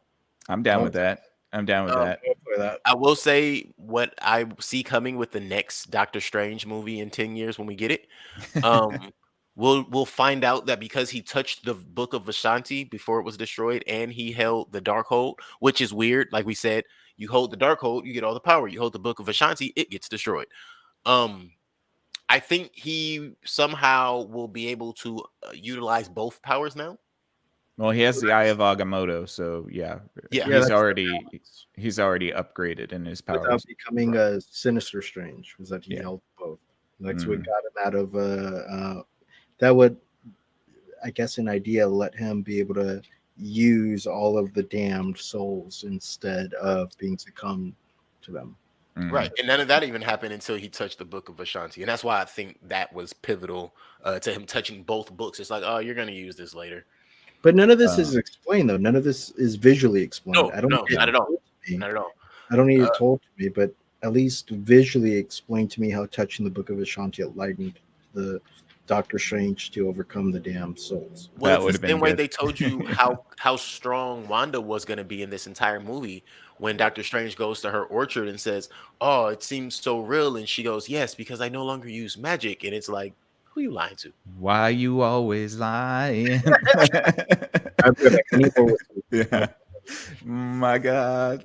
But yeah, so I thought that was a big thing they tried to make like that's how strong she is, that she can make Doctor Strange thinks that her magic is real. It's an apple blossom. She couldn't even get an actual apple to grow yet. No. Oh yeah. I mean, I thought that was okay, but it's also like, oh, okay. That also felt like I know already who America Chavez is, and it was me the whole time that's been sending these demons out there. Way too fast. Way too, like when she's like talking like, "Oh, you why gave don't you up just the bring sauce. America You gave here?" up the sauce way too quick. Yeah, as soon as she said, "Why don't you bring America here?" I did the same thing Strange did. Like, he didn't tell you her name, and then she paused, looked back, realized he stopped. Did the same thing. You didn't say her name. No, I didn't. Boo, boo, both of you guys. What is this? A weak heist job? Right. Yeah. I'm forming a team. Yeah. I don't want to be a part of no team, bub. Like, I'm out of that life. I don't do that no more. You gotta find a set of skills head. Yeah. Like, it's just, it was a few parts of this movie that did make me just roll my eyes. Like, you guys are not trying. Well, let's get into the best part of this movie, which is Scarlet Witch absolutely murdering everybody. The massacre is great. Honestly, I could have taken 2 hours of them doing that with every Marvel character. I would have been cool with that. Well, let me speed up to that then. So the entire monster thing was her being reasonable. Now she's not being reasonable. That's how we get to Karmatage. Karmatage defenses are absolutely trash. We kind of covered that already. But her sniffing out America, so to speak, getting down there and then basically stalker haunting everybody. I have to say what you've already said. Really? So Wong and Doctor Strange, they have to be saved by America? Always. Yeah. Like, that was the scene that I was like, okay, they needed to save her. And then a little later, you have a scene where she saves them. But I guess that kind of happened when you have the monster already. That was my question. So they get to the new universe. They're walking. They go through the little memory thing. Is Baron Mordo the Sorcerer Supreme? Yeah. Or is he just... Yeah, okay, he is the Sorcerer. I was thinking that, like, Carl is the Sorcerer Supreme named Carl. Yeah. He gets taken to the facility with the Illuminati and such. Right, so. And the Ultrons. And I also like how the trailers gave us that impression that we would see Superior Iron Man, and instead we got Captain Marvel in that seat. That's why I brought that up. So, but the empty seat. The empty seat was for Tony Stark. There was 7 people and there were 8 chairs. You think that would have been for Tony or for the Invincible? Definitely. It's a nod to Tony. I would have thought that would have been Doctor Strange's seat because he's dead now. No, but Mordo takes that seat. So more. 'Cause I he's you the know what? I never Sorcerer saw where Supreme. Mordo was sitting. You're right. Yeah. You're right. He would sit there. Okay, fair enough. I would like to see a different actor for Tony Stark. for a different Doctor Strange. Oh, I get like again, this plays into the whole multiverse idea, right? Like you could have brought in a whole different cast playing the same characters, and they did it with Loki. They did. Yeah, you get that idea of the multiverse and how it can expand in different appearances. Yeah. So we were a little earlier. We were talking about America and her universe, or her being one of one. I did a little background check on her universe because I had questions. Like, okay, it's just her. Then we were introduced to her parents, and I was thinking, like, okay, well, if it's only one of her, then there's no alternate versions of her parents either. So what is the deal there? Like, what is that universe about? I looked at the background. It was all flowery and like a canyon with flowers. Kind of looked like the Field of Reeds, except it had colorful flowers. Same stage, I'm sure they used. But I looked it up, and you find out that she lives in her universe is outside of the timeline, and it's a utopian parallel. So it's not really one of the multiverses outside. It's outside of the multiverses, outside of the timeline. It's its own plane of existence. Now that still doesn't explain her being able to jump in and out of the multiverse and all of those things. Well, her parents were also wearing some form of spacesuit, it looked like, or travel suit for dimensional travel. So possibly that's just what her realm does. Like maybe her realm or her universe. You just have to read the American Chavez comics, man. Oh yeah, I'm sure, but I'm just saying. I'm thinking it could be like, just going off top, right? It could be something similar to like a Kang style universe, like a universe that kind of helped maintain things, and she just happened to be a kid who was stripped from it, so she knows nothing about her actual. No, man. The whole shtick is that she's from a perfect world where you don't pay for food, and that's you true. can She did have say two. Well, no, she said no universe. She Oh wait, we found that wasn't true. Wait, can we slow down a little bit and go back to the memories? That's where we're at. We're in the memory. That's where we're at. Yeah. All right. So outside of it looking like an Apple store, why, as a good selling point, would you want your most important memories played out to the public? Yeah, I know. That was everybody as well. It's just random too. Like what? Yeah, exactly. What if my most important memory is losing my virginity, and I stand at a little stupid thing, and then all of a sudden there's a porn playing to the public, or you on the toilet? Maybe your most important moment. That was the best shit I've ever had, and that's part of waking up, taking a big dump. No,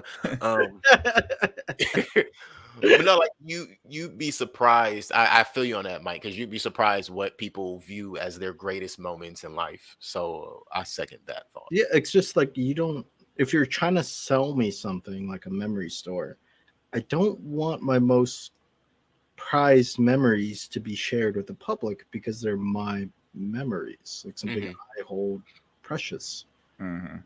So this little gimmick ends up falling apart really quick just with one little glance. Well, so much of these stylistic choices do. It's just to be cool. It's just to kind of be like, ooh, look at that. Oh, two moms. Awesome. So instead of saying, okay, they say, cha. Even like that had to be explained that it was like I didn't pick up it was her, two moms.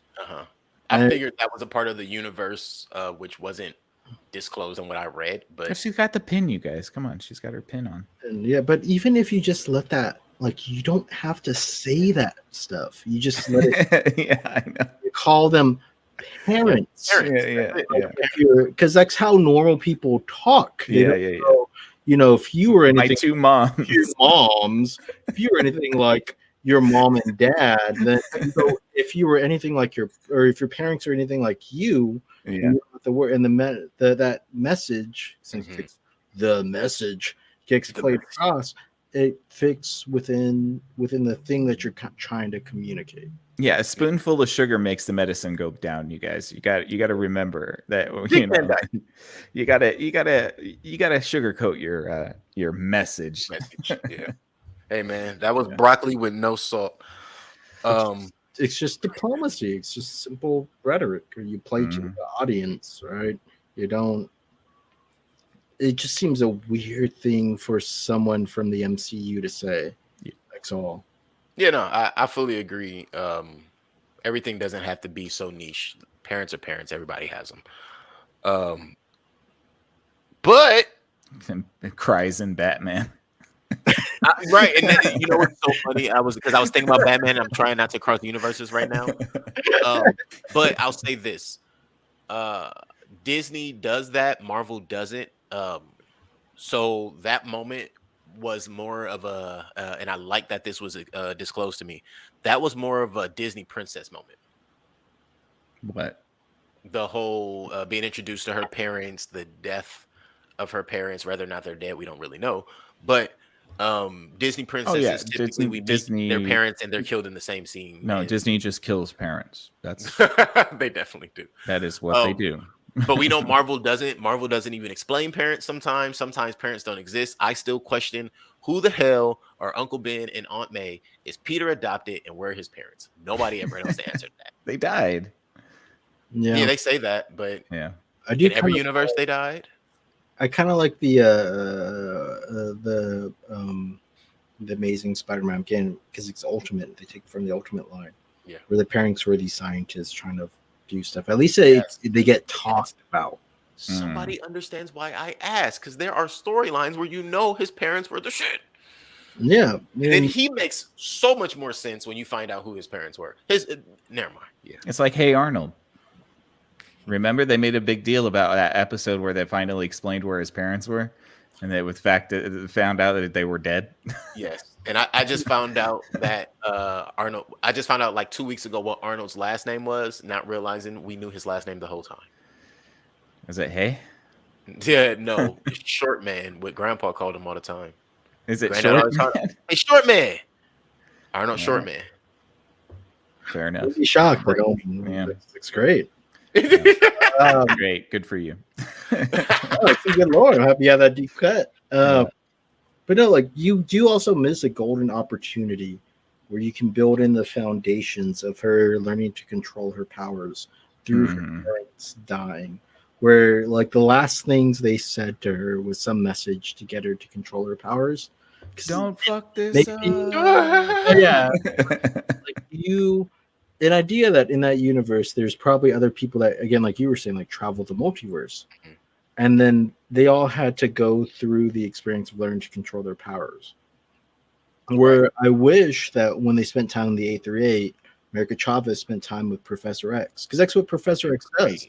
He teaches you how to control your powers. Right. Yeah. That's what he did with Rogue. That's what he did with a bunch of other people that's already well established within the cinematic universes that were built upon this. Can we get a Rogue movie? Not to cut you off, but that'd be great. Oh, Rogue. Or finally get that damn Gambit movie they've been teasing us with for 20 years. Only if she kills off Miss Marvel.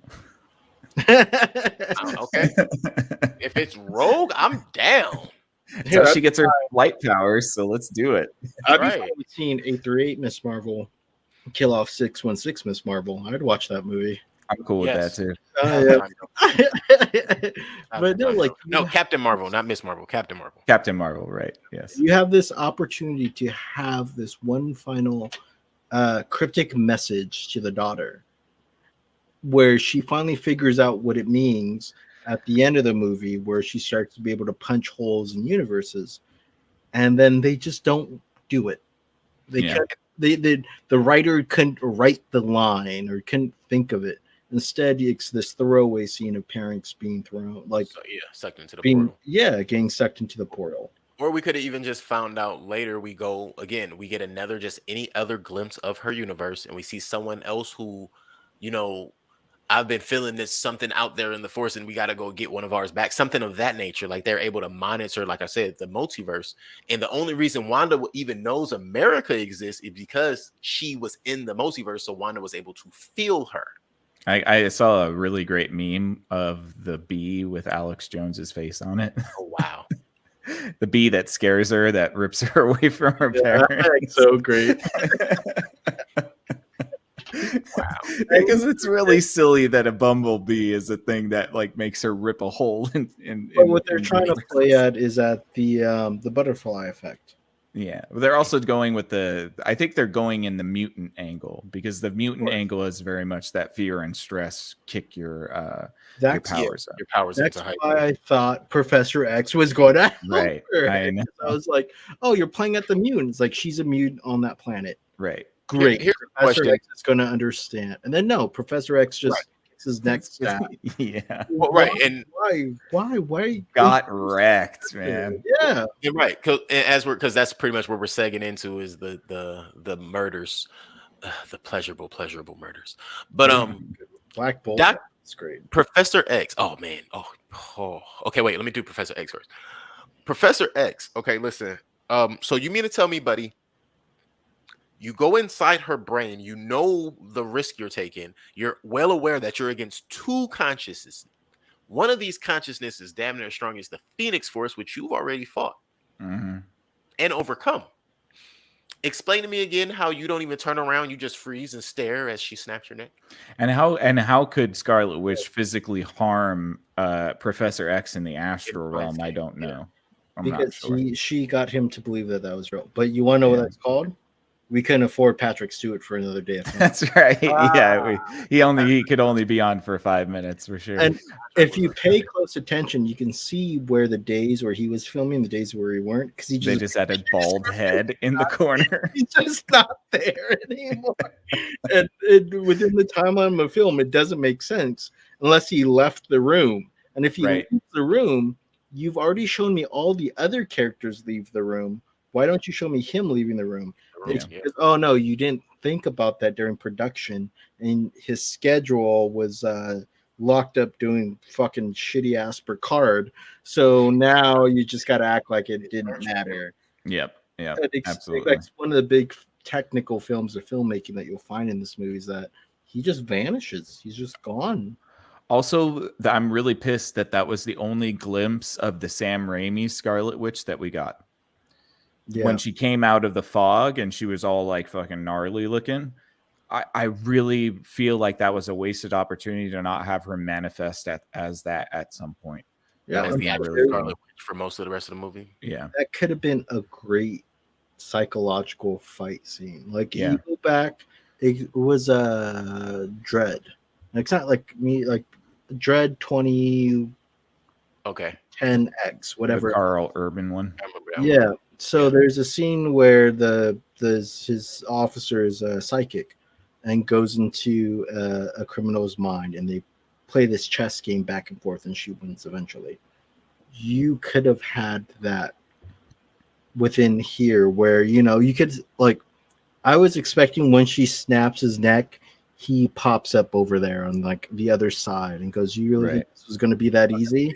Right. And then they start to play this big visual mind game. Yeah, exactly. Where she ends up winning because she's Scarlet Witch. Like, that's all fine. You can have the endpoint being the same. But you build that scene as big as a fight scene that you have with the rest of the Illuminati instead of what it was. They did really make a lot of... They really did nerf a lot of these powers because, the most powerful telepath in the world should have been able to do a little bit more against Scarlet Witch, especially in the astral realm where he could be as powerful as he wants to be. The only two deaths for me that made perfect sense were the way she killed Captain Britain. That made sense. Yeah, and Black Bolt. And Black Bolt, right. Those are those two, and that's why I wanted to hold Black Bolt, because those two are the only two that really made sense. Black Bolt was the most clever. Like, Black Bolt was the only one she had to actually use her brain for. Yeah, and it could have been far more horrifying. Like, when I saw that, I thought of the scene in The Matrix. Yeah, like you could have showed the transformation of his mouth starting to close, and him trying to say something, and these echoes come out where it doesn't harm it or starts to break. Little destruction. And then it closes, and he tries to say something again, and the brain implodes. Backfires in his head. Yeah, the scene itself is good, but it could have been great if you would have shown that transformation. But I think the MPAA. I'm gonna call them the MPAA. Probably. They call themselves the MPA now, which is super shady. The Motion Picture Association, which Yeah. used to be the Motion Picture Association of America. Yeah. They probably had issues with that sort of graphic transformation. Oh, Probably. for sure. I'm sure that's why there was no blowout of the brains out the back of the head. Which That's true. if you're symbolizing the back blow of a gun when it gets jammed and backfire comes out of the back end, 8 times out of 10, I want to say 11 times out of 10, sliders getting blown out the back, buddy, and you better hope that your face ain't behind that pin. Yeah. There are stories of one of my not favorite, but one of the ones that I follow closely was this guy fired a 50 caliber BMG. Jesus Christ. And the bolt blew backwards Oh. and just tore his face apart. Yep. And that's visually what we should have seen with Black Bolt talking to himself. Yeah. I mean, his voice is stronger than a nuclear missile or nuclear bomb. Oh, it's apparently like reality ripping because he was atomizing everything. Yeah. So By whispering. Yeah. Imagine figuring out that power as a kid. Yeah, I know. Yeah, Cyclops. You think Cyclops has it bad? I think he actually found out by killing like classmates or something like that. Bro, what if he ever has to sneeze? He just destroy the world. Did you friend asked you, hey, you want to get some tacos? Yeah, let's go get some tacos. Your friend's dead. See, that's how she could have killed him. She could have just floated a little feather under his nose, and then it just had him sneeze and blow up the whole place. Great. That would have been hilarious. No, but Reed Richards got it the worst. He got it the dirtiest. I didn't really appreciate that as much. Why are you gonna tease the fan casting that people have been asking for years just to kill him? I mean, I assume they're gonna do more with the character, but I did enjoy that death though. To be it honest. was cool. It was It's cool. not, but that's not how that would work. Reed Richards is indestructible. I mean, Right. unraveling him just unravels him. Right. Yeah, And, well, she exploded his head. She exploded his head. Which is made of the same material as the rest of his body, which would not explode. It would just it would pop like a balloon and get right back together. Yeah, it would inflate and then it would just decrease. So if you took a nod from this is why I feel like you need those sorts of consultants who know multiple lores within Marvel. Mhm. But like the Deadpool kills the Marvel universe. Mhm. He doesn't kill Wolverine. He just pulls his body apart and then lets it come back together and then pulls it apart again. Yeah. Perpetual torture, Mhm. which is what you kind of see Wong and like the Souls of the Damned do to Wanda. Right. But if you would have did that with Reed Richards, or if Scarlet Witch would have did that with Reed Richards, that would have been a far more disturbing scene to do within this whole horror light film that you're building. For sure. Horror light for sure. LITE. You know, Yeah. and you're right. That's what they should have done. They should have. John Krasinski will be back though. I'm sure he's going to be 616 Reed Richards anyway, so it's fine. Yeah. As I long didn't as like when they killed Captain Marvel either, but that's probably just because I was excited to see a Remball as a superhero finally. Well, she got crushed by a Statue. statue. And that's my thing is like, so you just can get inside the brain of Captain Marvel. Last time I checked, Captain Marvel wasn't susceptible to mind control. Well, until all of her powers were knocking her armor off, Right. Like that's because she has psionic abilities, cosmic abilities, so she can just kind of make energy out of or make anything from energy. Yeah. Again, that's not well explained. Though, No, it's not. So it isn't, because the scene that I put that to is Iron Man finding Thanos when he starts to pull the armor from his face into the weapon he's trying to make. But that's built up. This is not built up. But it's relying on you to remember that scene from Endgame where that happens, where you try to connect the two together. And it's like, when did Endgame come out? Yeah. What new fans are you trying to bring in? So you have to reintroduce that idea either visually or through exposition that this is what happens to this character. Yeah, definitely. Fair. That's a great assessment. And then we get the cool escape scene with, at the bottom of running out the the bottom. Illuminati. Oh wait, I also thought it was trash that Mordo just got stuck in the little yeah, in like a little nook. Like, reach in your pocket, take your remote out, take the handcuff off. Now magic yourself up there and help. Like, what is going on? Yeah. Yeah, he didn't seem too concerned that the rest of his friends just died. I'm sure. I think he's gonna come. 838 Mordo is gonna be the next bad guy, and because that other dimension Strange is dead, I'm sure. I think that Mordo is gonna end up in that dimension. Where Sinister Strange was. Do you think he'll become a servant of Kang? Maybe. Willingly. I could see him willingly doing so. Because Kang is basically omnipotent. He can give him more power. He can make him, what's a herald. He would be Kang's herald, basically. I would love to see like the end of all of this where Kang has to talk to the Living Tribunal. Because we've teased so much at it. You see the face in it. And that is like probably one of my favorite like entities within all the cosmos is the Living Tribunal. They're the judge. They keep the balance of everything. Oh, but that's going to be Stephen Strange in the next movie because he tampered with the souls of the damned. Right. Yeah, he's going to definitely have to deal with them. He's cosmically transgressed. If I have to watch Charlie Cox defend Doctor Strange in front of the Living Tribunal, yeah, I'm all down for it. I'll watch that scene. Sure, yeah, me too. Why not? Why not?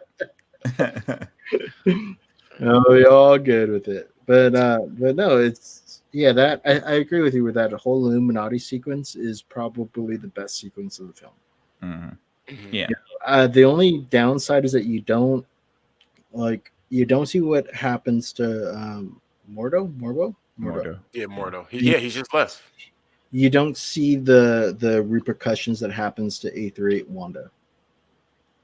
Right. That's true too. Yeah, we just see her. Well, She's just 838 Wanda is the Wanda that went back to her kids. Forgives her at the end. And I'm thinking they wouldn't penalize her because they know it's the multiverse, so they know it wasn't her. She was being controlled. But it's the Illuminati. The Illuminati's all secret. Yeah. Well, they're dead now, so it don't matter. Yeah. Mordo is the only person left. It's the Illuma Mordo. Yeah. But there was still damage caused to that universe where that lot. Even the universes colliding. Those two universes colliding. Yeah, I think that's where you go now from the future, is that there's an incursion between 838 and 616. Yeah. And you have to build off of that. Okay, so like down the line, there'll be another incursion outside of that one. There already is. They had mentioned it at the end credits. Yeah, you might get this becoming like the MCU's original sin. Or the original sin is the Avengers going back. Clea mentions that there's a new incursion. No, she said that you caused an incursion. She said you caused an incursion, yeah. Right. So I'm thinking I get what you're saying. So the incursion, not the one we saw, but there was one already going on that he wasn't aware of. As you were saying, the original incursion then would have been the end game. Right. I go back in time. That's the original incursion, and then that becomes original sin. Jeez. Where they start to build in the things that Thor isn't worthy, at least in the comics, like Thor isn't worthy. You find out in the comics that Tony Stark was the reason for Hulk to come around. You find out all this crazy stuff in the comics. But I can see in the MCU where this becomes your original sin of the time loop happening, and then all this stuff branching off. Okay. But the problem though with that is that we're meant to think that Sylvie caused the original sin by destroying the perfect timeline, because in Loki they already dismissed the Avengers time travel as nothing, and inconsequential. So I agree with you that it should be that way, but they don't see it that way. I'm coming from it from just watching the movies. Yeah, and that's kind of following the main Marvel big events. Yeah, the TV show. So you might be right, where then, at least in my mind, then the movies take fold. So then Doctor Strange fucking with the multiverse in No Way Home becomes the original sin. Probably more likely. Yeah. Even though technically it's not, because like you said, they traveled in time, and then Loki fucking destroyed the perfect timeline, and there was a whole bunch of things that happened before that. Then it could be Loki, but Thor would have to cover up. Like each character has to come to terms with their own sin. That's like the theme of original sin. Yeah. So there has to be something, at least within the TV series, that where you as a audience gets to see the original sin actually happen. Yeah, we'll see. I mean, at least I think that's the proper way to build it. Like if I was building the Marvel universe, then I would want the audience to know every original sin that happened, even if they don't know that it happened when you saw it. And then when you do the original sin movie or movies, you tie it all together as this incursion happens between universes. Yeah, I like that. Like plotting a jump off point. Well, a jump off point for what happens with Wanda in this was I think her name was Sarah, the at Carmitage, the girl who was still alive and came and destroyed the Darkhold with a knife. And I'm guessing that was a particular special knife, if you could just stab this book and destroy it. But it had to destroy the wielder at the same time. Like she knew she would have to die with it. That's why she's like, no, it can't be you. It can't be you. Yeah, I thought that was actually pretty cool. But that was kind of a waste. The knife? Say it again. What happens if you stabbed it and let go of the knife? Or throw the knife at it, like throwing knife style. Yeah, I'm guessing you'd have to have some magical power of your own to. Or hey guys, here's an interesting idea. What if Cormitage had some guns? It's just magical guns. Maybe. Isn't it funny that this world has like no guns? I don't know why. Yeah, somebody could have just shot Scarlet Witch while she was meditating. People with projectiles in the MCU apparently is Iron Man. Yeah. Oh, and it's Spider-Man because he flings web. Hey, that would have been great if that's how you bring in the Punisher. Like, like Netflix Punisher show up with a gun, like, hey, we gotta shoot Scarlet Witch. All this magic. What are you guys doing? Well, I thought it was dumb of them to shield blocking her or something. Silly. I thought it was even silly of them to destroy the Darkhold. Of course, it moved the storyline forward because they had to. But you destroy the Darkhold only for Wong to take her to only for it not to matter that it was destroyed. Yeah, what's the name of this dang place of the magic? Mountain? Yeah, I'm sorry. If I was in Wong's position, I would have let those 5 wizards die. Yeah, I thought they were already dead, dude. They were laying there. I didn't understand what was going on. I didn't understand why he was freaking out. Oh, you leave the bodies of the dead alone type business, basically. Yeah, like I'm sorry, like you did this whole, like, we're talking. You built within the idea of this character Wong that the multiverse is the most important thing, because he tells Doctor Strange, like, hey, whatever you say might cause the fate of the multiverse. So why would he care about these 5 souls when the infinite amount of souls that are those 5 souls across the spread of an infinite universes will die? No, the infinite multiverse, like, because they saved all the utilitarianism for Wanda. For Wanda. Well, not just that. How about this? Oh, the Darkhold was forged at Wandagore. Did you hear it? Wandagore. Wandagore. It's where Wanda was brought when she was a child and made the pact with the Scarlet Witch. Oh, not the Scarlet Witch, with what's his name? Chthon. Chthon. Yeah, Chthon is the demon of chaos magic, and so he imbued. So apparently, Chthon's grand plan is to rule all multiverses, and he imbued Wanda with his power in order to use her as the destroyer of all multiverses. Right. And as we learned in Moon Knight, that is his avatar. Pretty much, yeah. Really? That's the thing. That's the new thing, avatars. So instead of having heralds, they have avatars. Yeah, so Chthon. Yeah, pretty much. Roughly. Yeah. It's like puppeteering somebody, right? Yeah, because he's banished in a different realm or whatever. So is Moon Knight still like the schizophrenic, or is he being puppeted? Or you find out that Scarlet Witch is the avatar? Well, my theory on that is the other 2 personalities are being held an asylum in the brain, and the third personality is in control and being controlled by Khonshu. There's only It's very three? convoluted. I thought I was expecting like 21, 20, 28, like some But sort we of. said that at the beginning. We thought there could have been more than 3, but that's No, it's where not Legion. Also, shout outs to Legion for getting a little slight Easter egg nod in this movie. Man, hey, listen, I just want to say, my friend, I was at a comic book store, which I text you guys about, and I saw a Legion, not just a standalone comic, but like one of the thicker manga size ones. Thought of you, my friend. Oh yeah, nice. I was like, yeah, I mean, Reed Richards mentions that he has a son, so you know. I didn't hear him say that, did he? Yeah. When he talks to Wanda, he talks about his kids. Oh, he does say like, that. I have a son and daughter. Yeah. So Yeah. Franklin Richards confirmed. He'll be here soon. Yep. Yeah. No, that's not all peaches.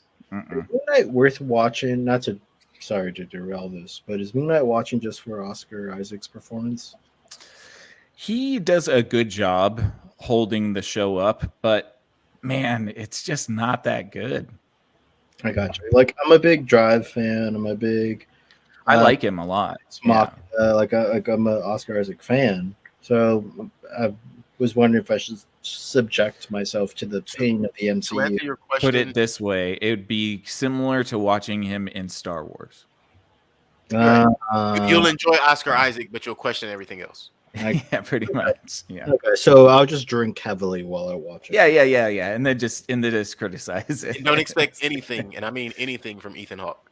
Yeah. Not because he doesn't do well, because they don't give him anything to do anything with. Yeah. Oh, wow. Yeah. He's about to be in a movie that I think we should watch called Dark Phone. Yeah, I'm sure he'll be able to use his skills in that one. So maybe. And Yeah.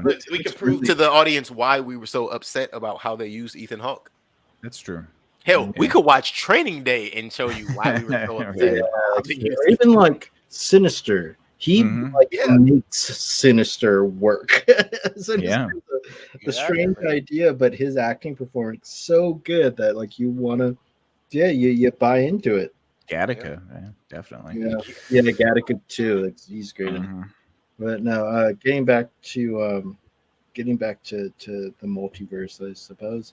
So we've passed the point where he touches the Book of Ashanti, and it gets burned up. Yeah. Right. They escape their various ways. The Scarlet Witch grabs America Chavez, uses her power to open up. So this is another thing too that bothers me, is that there's no learning of how Scarlet Witch should use America Chavez's power. Right. Although she can use it perfectly. So yeah, she just knows how to use it. And it's not really exposed that the way that she routed Dreamwalking is the way that you route her power. And I don't think they will work the same way. Yeah, it doesn't seem like they would. Yeah. But it's not explained. But she throws America Chavez to herself in the 616, closes it, leaves it, and she bounces out of the soul. And then starts a child sacrifice. Yeah, I know, right? To Molark. Yes. And then Doctor Strange thrown to the Incursion universe. Yeah. Where everything's going sideways and multiple universes are colliding, and then you meet Sinister Strange. Yeah. What'd you think of Sinister Strange with the goatee, the bigger goatee? I do like the Bizarro version. I kind of like him though, because he's you could tell that was kind of a Sam Raimi touch too. It was a very sort of like ghostly looking Stephen Strange, kind of more gaunt, a little bit crazy. I love his little thing about, have you had those dreams where you feel like you're falling? He's like, that was me. So the idea that he's been dream walking and killing himself off in other universes is really creepy. I love that. Yeah. But it also makes him not the bad guy, because it seems like he understands how dangerous he is. Right. The thing that pissed me off is that they used the line that things got out of hand for the fucking trailer. You put that in the movie? How dare you? I know, right? Yeah. That could have been a great hammy moment. Yeah. It would have been good. Like, it's the same thing with No Way Home, where in the trailer, like Doctor Strange gives Peter Parker the wink. And they don't use it in the movie. It's Right. like such a great little scene between the two characters. You don't use it because it's trailer bait for you. Right. It's trailer Yeah. bait. Yeah. But yeah, Can't no, have that. In there. Well, there was one trailer bait scene from the WandaVision trailers that didn't show up until this movie, which is the scene with Wanda having the red streak across her face with the white shirt on. I remember that in one of the flash trailers from WandaVision, like episode 6, like around the end of the series, when they were just kind of teasing certain things for where it was leading. And I was just kind of irritated when it clicked. As soon as I seen it on the screen, I was like, oh, that's disgusting to them. Yeah, that's fair. Like I waited a whole 7-8 months to figure out where that one little glimpse. So there is one thing that they could do to work themselves out of this that we're talking about. Mhm. And it's that you work the idea that all of these timelines and cross lines got mixed up. And the things that you didn't see in the trailers, or things that you saw in the trailers that were in the movies or TV shows, Were variations. yeah, were either variations or something like that, like all got kind of mixed up. Mhm. But then you have to admit that this universe is real. Right. That Yeah. the one that we're seeing is on a big movie screen, which you can definitely do within the multiverse and is actually a very smart idea to do. Yeah, but I think you need a lot of tact and sort of like finesse to make that like palatable. Not just palatable, but not like hokey, because you could do that in a really like skilled way. I just don't think that they see. The problem is that they can't. They have skill. Well, it's not that they're not hiring skillful people. It's just that it's all done by committee now, and so it's like there's so many people in the Disney machine that have to have a say creatively on how things go. Yeah, like, And it's just you like, let so this is where I really love Everything Everywhere All at Once. mhm. So this is my bait and switch. I baited you with Doctor Strange. I'm going to switch it over there because this actually happens. Mm. One of the universes that they explore is a universe where the main character is like she's a kung fu artist that made it big in movies. And the movie that she's watching is the movie you're watching, but that's only one universe that you're watching on the screen. So it's a sub-universe of the larger multiverse that you're traveling through. And it's done so perfectly that I just had this big stupid smile on my face. Mhm. It's great. And they even go, it's like, well, what'd you think of the ending? Like she's talking to somebody afterwards. Like, oh, it's a little sad, but I love it. It's a great ending. Mhm. And if you can do the same thing within playing then like this notion of the Marvel multiverse, it would be great. And I don't see why they couldn't do it. Yeah, they could definitely be more meta and experimental by far. You know, like They're like afraid they're gonna lose money though. I mean, like your criticism at the beginning of They're this not gonna was lose money. no, You're they're gonna not. They're going to do I don't very think they well. are, but I think they're afraid they're going to. They're afraid of they're going to for sure. They're gonna put But consistency. like Mike said at the beginning, there's no madness in this. So No. they really miss an opportunity to make this like a very strange, bizarre. Like I would have loved to have some psychological head tricks, you know, like maybe have an unreliable narrator in this somehow. I think Doctor Strange 1 was a little more sci-fi thriller, make you think than this one was for sure. A little bit, but again, like this should have been much more over the top, and that's why I think that the Illuminati segment was kind of the essence of what this was supposed to be, because I could have seen a lot more carnage, a lot more chaos, more suspense. This cat and mouse game where they're constantly trying to get away from Wanda, and she's constant, like, you know, it kind of reminded me of Terminator, to be honest. Like she kind of had a little bit of a Terminator vibe in that segment where she just like you couldn't stop her. She just kept coming and coming. That foot drag was definitely Terminator-esque. As weird as it If was. you want a Terminator vibe, go see Everything Everywhere All at Once.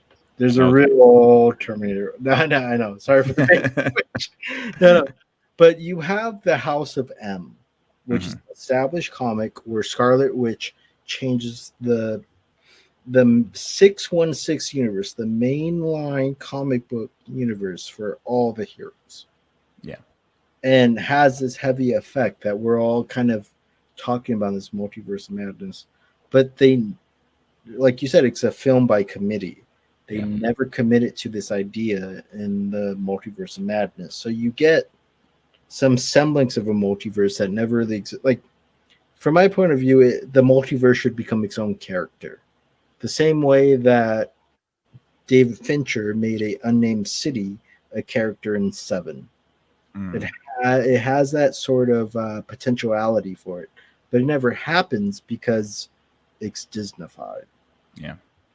And that's the probably the fatal flaw of all of these more experimental ideas. And I was driving today. I was heading down PCH. I was doing my usual lap. I've been driving this lap for over 10 years and just thinking about movies. Think about this movie. And if you really want to get real experimental, you can have a notion of Marvel Cinematic Universe's one-shots. If you really want to build a backbone for financially what works and what doesn't with audiences, then you can, and they do this with comic books, one-shots, where it's just one issue of some crazy idea. You have one movie that is reasonably budgeted for what it's supposed to do, have some limitations, and let it just go nuts. See what comes out of it. And if the audiences respond well, you build that into the Marvel formulaic unit. Agreed. Yeah. There's definitely a lot more possibilities than what they are sort of voluntarily painting themselves into a corner with. I don't know. They don't need to. They could be that experimental thing. They could be pushing the envelope. They could be like an A24 if they wanted to. I mean, like there's nothing stopping them from trying that type of stuff. That would be a great production studio where you model it off of A24 and just call it Marvel One Shot. Yeah, absolutely. And just start getting weird with the properties. Why not? Like, Look, have some fun with all of these things you own. Right. It's not like you're not going to make a profit off of it. That's the thing that certainly can make a profit. There's this bizarre idea that you're going to come up short, or you're not. Hey, you want to cut your costs even farther? Make it a web series. I would be fine with that. Well, isn't that what they're calling all of the limited series on the apps? They're calling all of those web series, aren't they? Now? I don't consider that web series. I don't either, but I think that's how they're classifying them now. Maybe. Oh, I don't want to share too many ideas, but there's a layered, structured way. Like Sporks does a real good job at this. If you just look at what minor leagues and major leagues do, I'm pretty sure you could figure it out. Yeah. All right. Where are we at with this movie? So we're within the Incursion universe. Okay. So yes. we arrive there. They're all walking up, and we're about to see the third eye, the eye of Agamotto. Is it Agamotto? Really? Yeah. Still like the actual physical third eye? Interesting. Yeah. But yeah, no. So Doctor Strange goes up and talks to Sinister Strange, and they have the conversation about the Darkhold. And they go into their whole musical. Oh, the music fight. Yeah. I thought that was pretty interesting. It was kind of an interesting way to show off magic. It was unique in that it wasn't the stupid like geometric shit that he always does. Like I feel like it's a little nod to the second Amazing Spider-Man movie that Sony did. So like when it's not Jamie Lee Curtis, sorry, Jamie Foxx is fighting Andrew Garfield in the third act of Amazing Spider-Man 2. The things that bounce around all make certain tones. They start to make music out of it all. That's what you see here. And I feel like that was a certain nod to that because that was such an innovative little scene within that second Amazing Spider-Man movie. It was great. It played great to me. And this is what you kind of see too, where the music all lines and notes, but then they like half-ass it halfway through. Yeah. It was like They sped it up too. Yeah, where like the music you see on the screen is not the music they're actually pushing across. And forgive me if I'm wrong. I know how to read music a little bit. I played French horn. Well, they weren't even real music notes. It was like some weird rune/note thing. Okay. They were magical music notes. So yeah, you know more than I. You played in a much bigger orchestra than I, Nick. Much more professional than I. Not really, but yeah, no. They started off. Tree, calm down now. What? The whole back and forth thing was great. Yes, but I like that. I had to commit to the idea where, like, I lost faith that the sounds that I'm hearing is the sounds that I'm seeing. No, yeah, it desynced after like a couple seconds. It started off fine, and then with the harp note, that was okay too. But then like everything else became like weird, where it was like almost kind of like you're shooting sound blasts at each other instead of using musical notes. There were some moments where you could hear Doctor Strange when he had the concordant music that wasn't discordant. You could hear a little bit of it as he sent it back, but that could have been like just a nod to the overpoweringness of the discordant music that Sinister Strange was creating, maybe. But but you have to make it more apparent. Yes.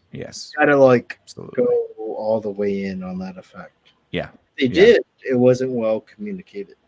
I agree. Because they could have done a lot more with it too. Like, creating an entire music battle, that would have been pretty incredible, Right.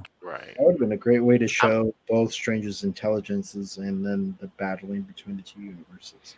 Well, I think that's what I was going to add is I think the musical side of it is kind of a nod to their medical background and the intricacies of that when it comes to placement and hand placement, that's still placement, and execution, because that would be very similar to music and on an orchestra level. Yeah. It could have been done better, but yeah. Oh, definitely could have been done better. Oh, and I also think it was a slight nod to again, this is still Disney, so we have to consider Fantasia. A little bit, yeah. Also, Legion did it as well. Damn, maybe I need to go back and finish Legion because we just keep. Yeah, they keep taking from it actually, Right. which is funny. Yeah, but yeah, one of the characters does this with music notes where he creates a shield. It's actually cool because he takes the music notes from the page and the music is playing, and then he deconstructs the notes into the word shield, and then he surrounds the person with a whole bunch of words of shield around them. It's kind of cool. That's crazy. Yeah. Speaking of Shield, going back in the film, Where's Shield? I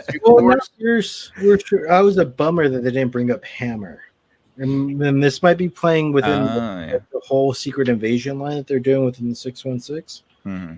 But they never. I feel like within the 838 that there was no notion of Shield, but there was a notion of Hammer, and that would have been great. And Hammer is sort of all of the. It's what happens when Norman Osborn takes over Shield. Turns into Hammer, and then Lex Venom becomes Spider-Man. He lets all the villains become heroes, and then does his thing. Well, I mean, how else would I get away with it? Yep. So that would have been great if because they teased it a little bit. There's no Shield here. There's no something. You see the Ultron sentries, so that implies him. Something, yeah. Yeah. Right. But going back to so they have their little musical battle, and then Strange wins by Sinister Strange not knowing magic. Apparently, he doesn't know how to defend himself. Right. Which is also a big problem. He drops the Darkhold and then gets thrown out of a window, and then lands on a bunch of impaled. Yeah. Yeah. Yeah. Third eye. Like impaler style. I also like how with him having his third eye and the other Sinister Strange having a third eye, he still didn't seem stronger. Yeah. Yeah, Well, he's supposed to be, but yeah. he didn't have the light side. So if the dark side is death, he only saw the death around him. Mm-hmm. So he didn't see where the light could beat him enough to Mhm. get. Fair. Yeah. And then so they pick up wait, how do they get back to After that, Oh, they they decide he has to dream walk. Yeah, Yeah. so he has to Walks use the into Darkhold. The Defender. dark hole. Right. Yeah, he uses the Dark Hole and Dreamwalks into the Defender Strange's body, which it seems like he's even stronger in Defender Strange's body because he was able to control the souls. So that's one of my favorite Sam Raimi moments is when Me he too. takes over the zombie body Yes. and he just That starts is so cool. walking around. And I almost wonder if that wasn't actually Cumberbatch's acting. That was like Bruce Campbell with a shit ton of makeup. Maybe. Yeah. But Yeah. I doubt it. I just wanted it to be true as a Sam Raimi fan. Mhm. But no, that sequence is also a lot of fun too, where he has to. It's not well explained, but he overcomes the fact that the souls of the damned are going to fight him. Yeah. Because he learns that he can overcome it because Christine tells him that he's the master of the mystical art. Mystic arts, Mhm. which again makes sense because you're not the master of magic; you're a magic of mystic arts, and Yeah, it's a bit of hand waving to turn the moment because it doesn't make a whole lot of sense why the spirits of the damned would even obey him, but that's fine. He uses them as armor, which is pretty damn cool. I Yeah. like that a lot. armor, wings, a weapon. That was like a necromancer venom suit, which I thought Yeah. was really cool. Yeah, And I think the continuity behind it, why it made sense to me, is the spirits and the souls came out of the dead body, so you would be able to still control them by putting them back into the body. Yeah, well, he bound himself to them too. To them. So Okay. yeah, which I thought that was great. That was very very cool moment. Kind of like they bound Amit to Arthur. No, we're not talking about that anymore. It's over. It's dead. So then we get basically Wong and dead Stephen Strange fighting That is Wanda. No, a nice nod to the zombieverse within Marvel Comics. It is. Yeah, I like it a lot. Just say that. Yeah, no, I thought that was a great little stylistic piece. I also did like that it was kind of a little bit like Evil Dead. It's a little bit funny because you got this you got this rotten corpse that's trying to be nice to this chick, little girl, and save her and stuff. It's pretty funny. But yeah. It's a family friendly Sam Raimi movie. Right. Because if it wasn't, then that corpse would be doing some Yeah, it'd be bleeding everywhere. whole thing. Young girl, let me tell you. Yeah. Oh, I'm glad you said that there would be blood leaking everywhere. I was actually surprised, for a quick rewind, to see the blood drip from the shield after Captain Britain was cut in half. Yeah, but you don't get to see it, which is a bummer. It should have been much better. I think we should have seen it go through her body. Yeah. But that's a whole nother conversation. Also, I don't think Captain Britain would be cut in half, but I was also curious as to how the super soldier got cut in half, but yeah. Yeah, I think she understands the fatal flaw of her own shield. I think she would have used the one weapon that she used. But anyways, moving forward. Yeah, no. So they get there. Dr. Zombie Strange does his thing, and then we get the climax. They free America. Yeah, but in our minds, it's supposed to be a big fight. We're supposed to have a big visual thing because every Marvel movie has done this, but they want to subvert our expectations. Oh yeah, subvert me, daddy. Yeah, and the worst kind of way. Yeah. And we have a scene where Scarlet Witch or Wanda, whatever is left of Wanda, finds out that she's not going to be a mom, and she loses the fight. Yo, how cold-hearted was that of that teenager to give you what you want in the way you don't want it? It was the only thing that would make her see the error of her ways, was having her spastic sons being like, "Mommy, what are you doing?" She had to reflect on her actions and her transgressions and have some self-talk You know what I hoped for I'm this talking to you. entire 2 hours and 10 minutes? I hoped that Vision had just floated down and smacked the shit out of her. And that would have been Again, that. why was there no Vision in these other universes? And like, yeah, There's no Vision in the there is a Vision in the 616 that could have averted this entire thing. I Yeah. mean, but all I'm saying is, even if you didn't give me Vision in one of those other universes, can I at least see Paul Bettany as her husband? Or maybe the Vision that exists in the 616 that I'm flew with away. you. I'm with you. I'm with you on that. It would have been hilarious because in I Love Lucy, Ricky slaps Lucy. Yeah. Yeah. And great is that you go to Wanda's, like the WandaVision, I Love Lucy 3. Yes. Yeah. And then you pull back and it's just them watching a TV again. Yeah. And Yeah, it's just you done. do that whole thing, and again, building that multiverse idea. That would have been fan-fucking-tastic. For continuity, that would have been amazing. Yeah, But it would have been good. The problem, though, like what I feel like what they did was that I don't think Scarlet Witch would have been so forgiving to her children. I think she Yeah, would have agreed. held on Agreed. being a mother and would have punished her children. Then you have a fight between Wanda and Scarlet Witch, where then you can show that the virtue of motherhood overcomes the selfishness of wanting children. I thought we were gonna get that when when America opened the little portal. Yeah, And she threw the bolt and hit the mom. I thought mom was about to get up and go crazy. Like, I'm really was under the impression, like, all right, we're gonna see the power of Wanda, not the power of Scarlet Witch. Yeah. The power of Wanda. Make Scarlet Witch murder Wanda in front of her children. that would have been great. That well, maybe not murder, but at least defeat her. Well, I mean, get close to murdering her. Yeah, Because there's nothing that there was no reason. She was gonna murder that Wanda anyways. yeah, that would have been great. And part of By the taking her theme life of as the murder. movie is Wanda versus herself.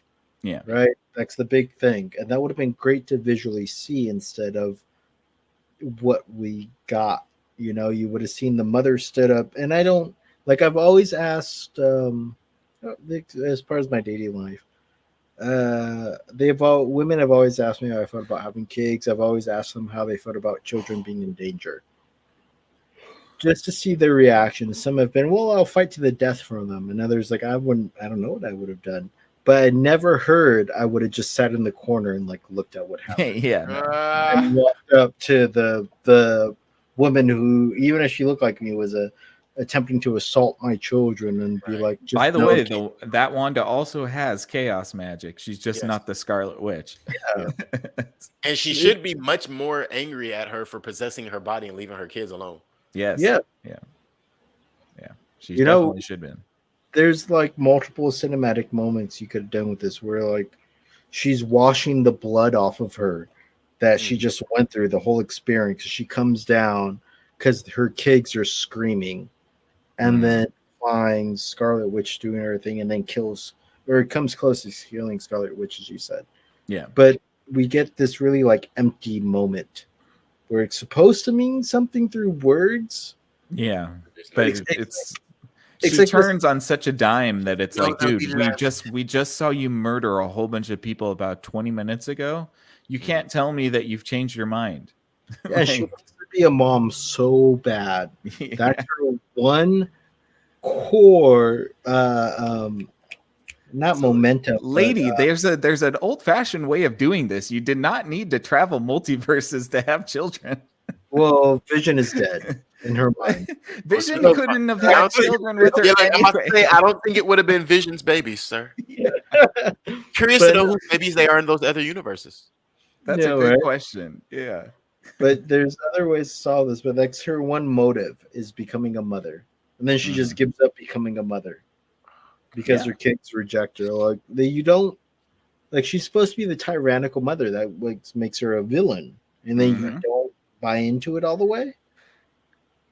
Yeah. Because you can't be mean to her babies.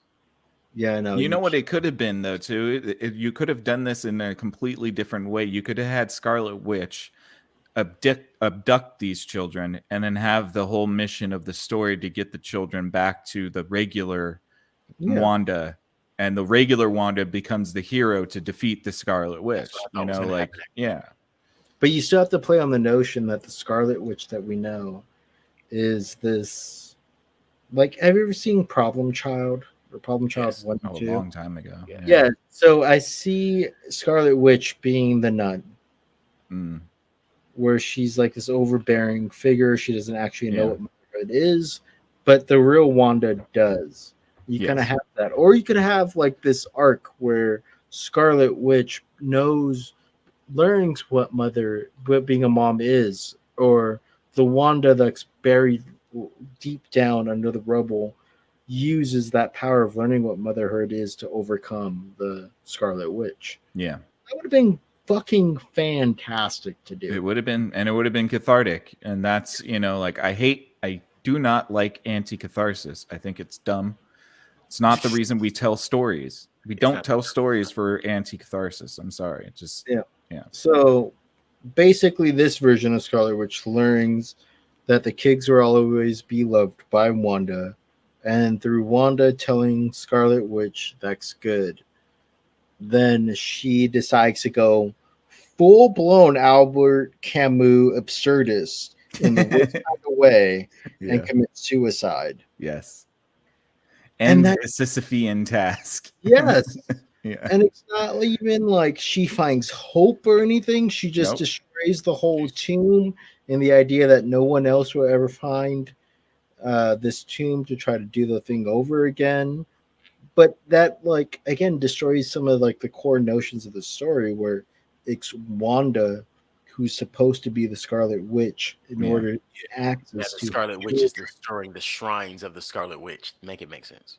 Yeah, it doesn't make sense because anybody can be the Scarlet Witch, but only Wanda can want to have her children. Mm. So you remove the mother from the whole basis of this story, which is the heart of this story that we're talking. I want Yep. my kids, and right, because the Scarlet Witch wants her kids at this point. It's not Wanda wanting her kids.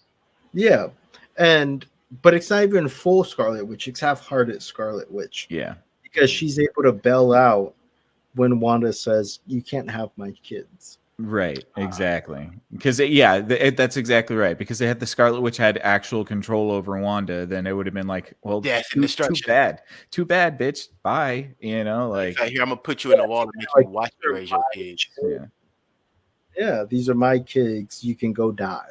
yeah, Because those are two different entities, and that's what this movie explains. That Scarlet Witch, Wanda, two different things. yeah, Mhm. Scarlet Witch wants the children to whatever reason, Mhm. to maybe, I don't know, integrate or to make Sacrifice.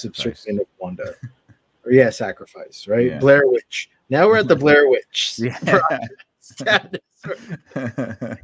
But that's what they fell on. But anyways, she kills herself. You see a little explosion that happens as she's bringing down the whole tomb. Wait, really quick. I don't think she killed herself because you destroyed Wondergore in 616. What about all the other universes? It doesn't destroy all the other universes by destroying it just this one time. But she's the only Scarlet Witch.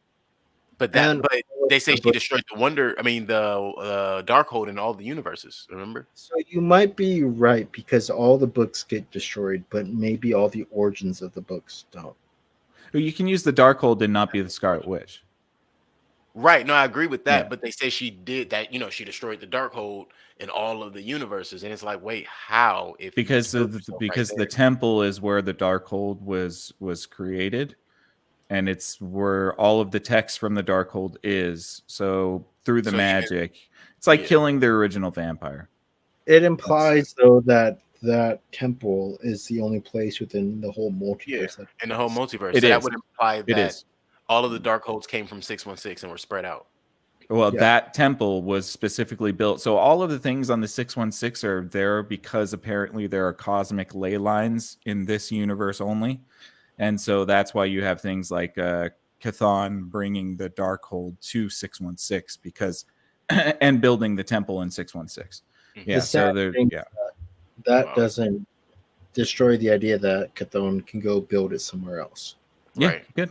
Yeah, definitely. But at least right now, all the books get destroyed because the tomb gets destroyed and you see an explosion. Doesn't necessarily imply that the Scarlet Witch is dead or that the lore of the Darkhold is gone. Because what even happened to the Vishanti? Because You need balance. You destroy the negative. Well, now but both you of them need are dead. positive. Now both of them are gone. Well, here's the thing. Was it only one Vishanti? Just that one book? One Here's book in the entire multiverse. But if the book exists, Wow.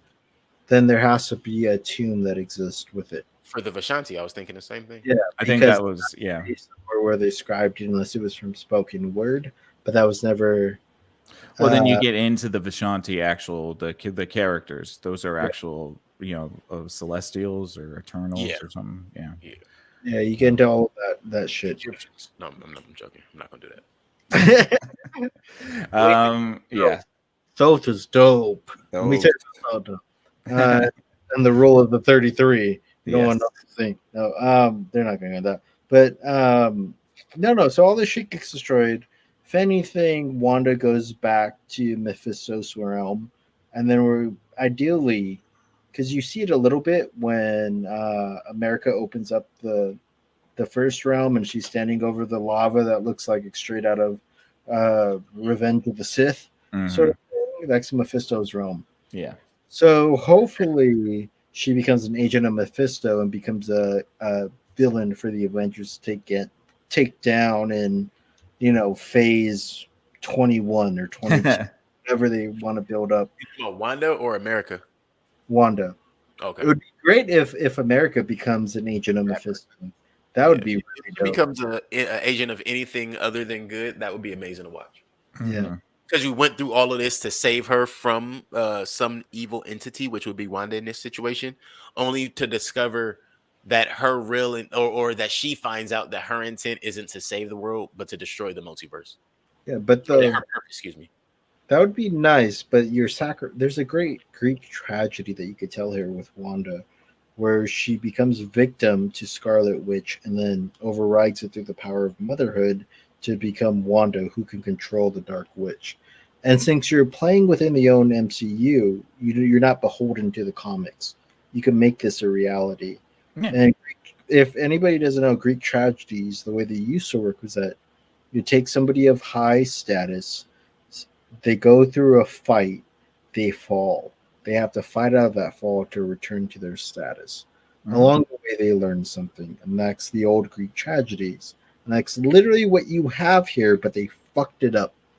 Anti-catharsis. I get you. Yeah.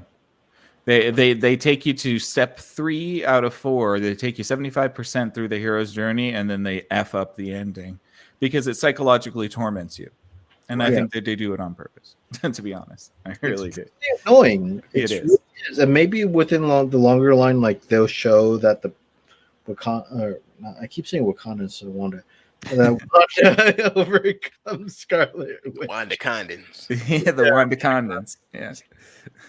Maybe they can show that she does that, but this was an opportunity to do that all in one nice, neat movie that feels like a standalone film. It feels like a proto Marvel one-shot film that they will probably do because they want to make money, but it just kind of falls flat on both mainline MCU and one-shot MCU ideas. It's just not anything that works. Yeah, it's definitely not up to snuff. That's for sure.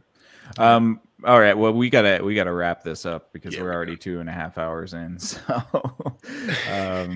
let's wrap up the end here. So we get after the fall of Scarlet Witch. What's her name? The America. No, well, America does find Doctor Strange and Rachel. Is it Rachel? Christine. Christine, sorry. They send Christine back to her Illuminati world or universe.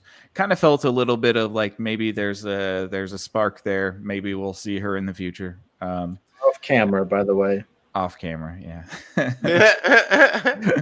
And then we cut to basically Doctor Strange at Kermitage again, and we see America is now training to practice magic.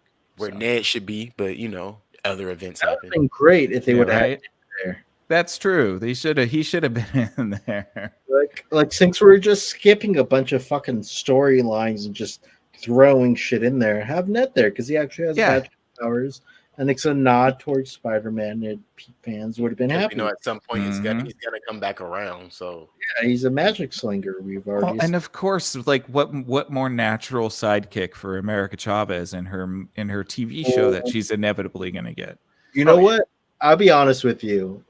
I'd watch something with America Chavez and Ned. I'd oh, that'd watch be great. They could do it. They could Yeah. do I'd watch the Ned show. How about that? it. like a buddy cop Yeah.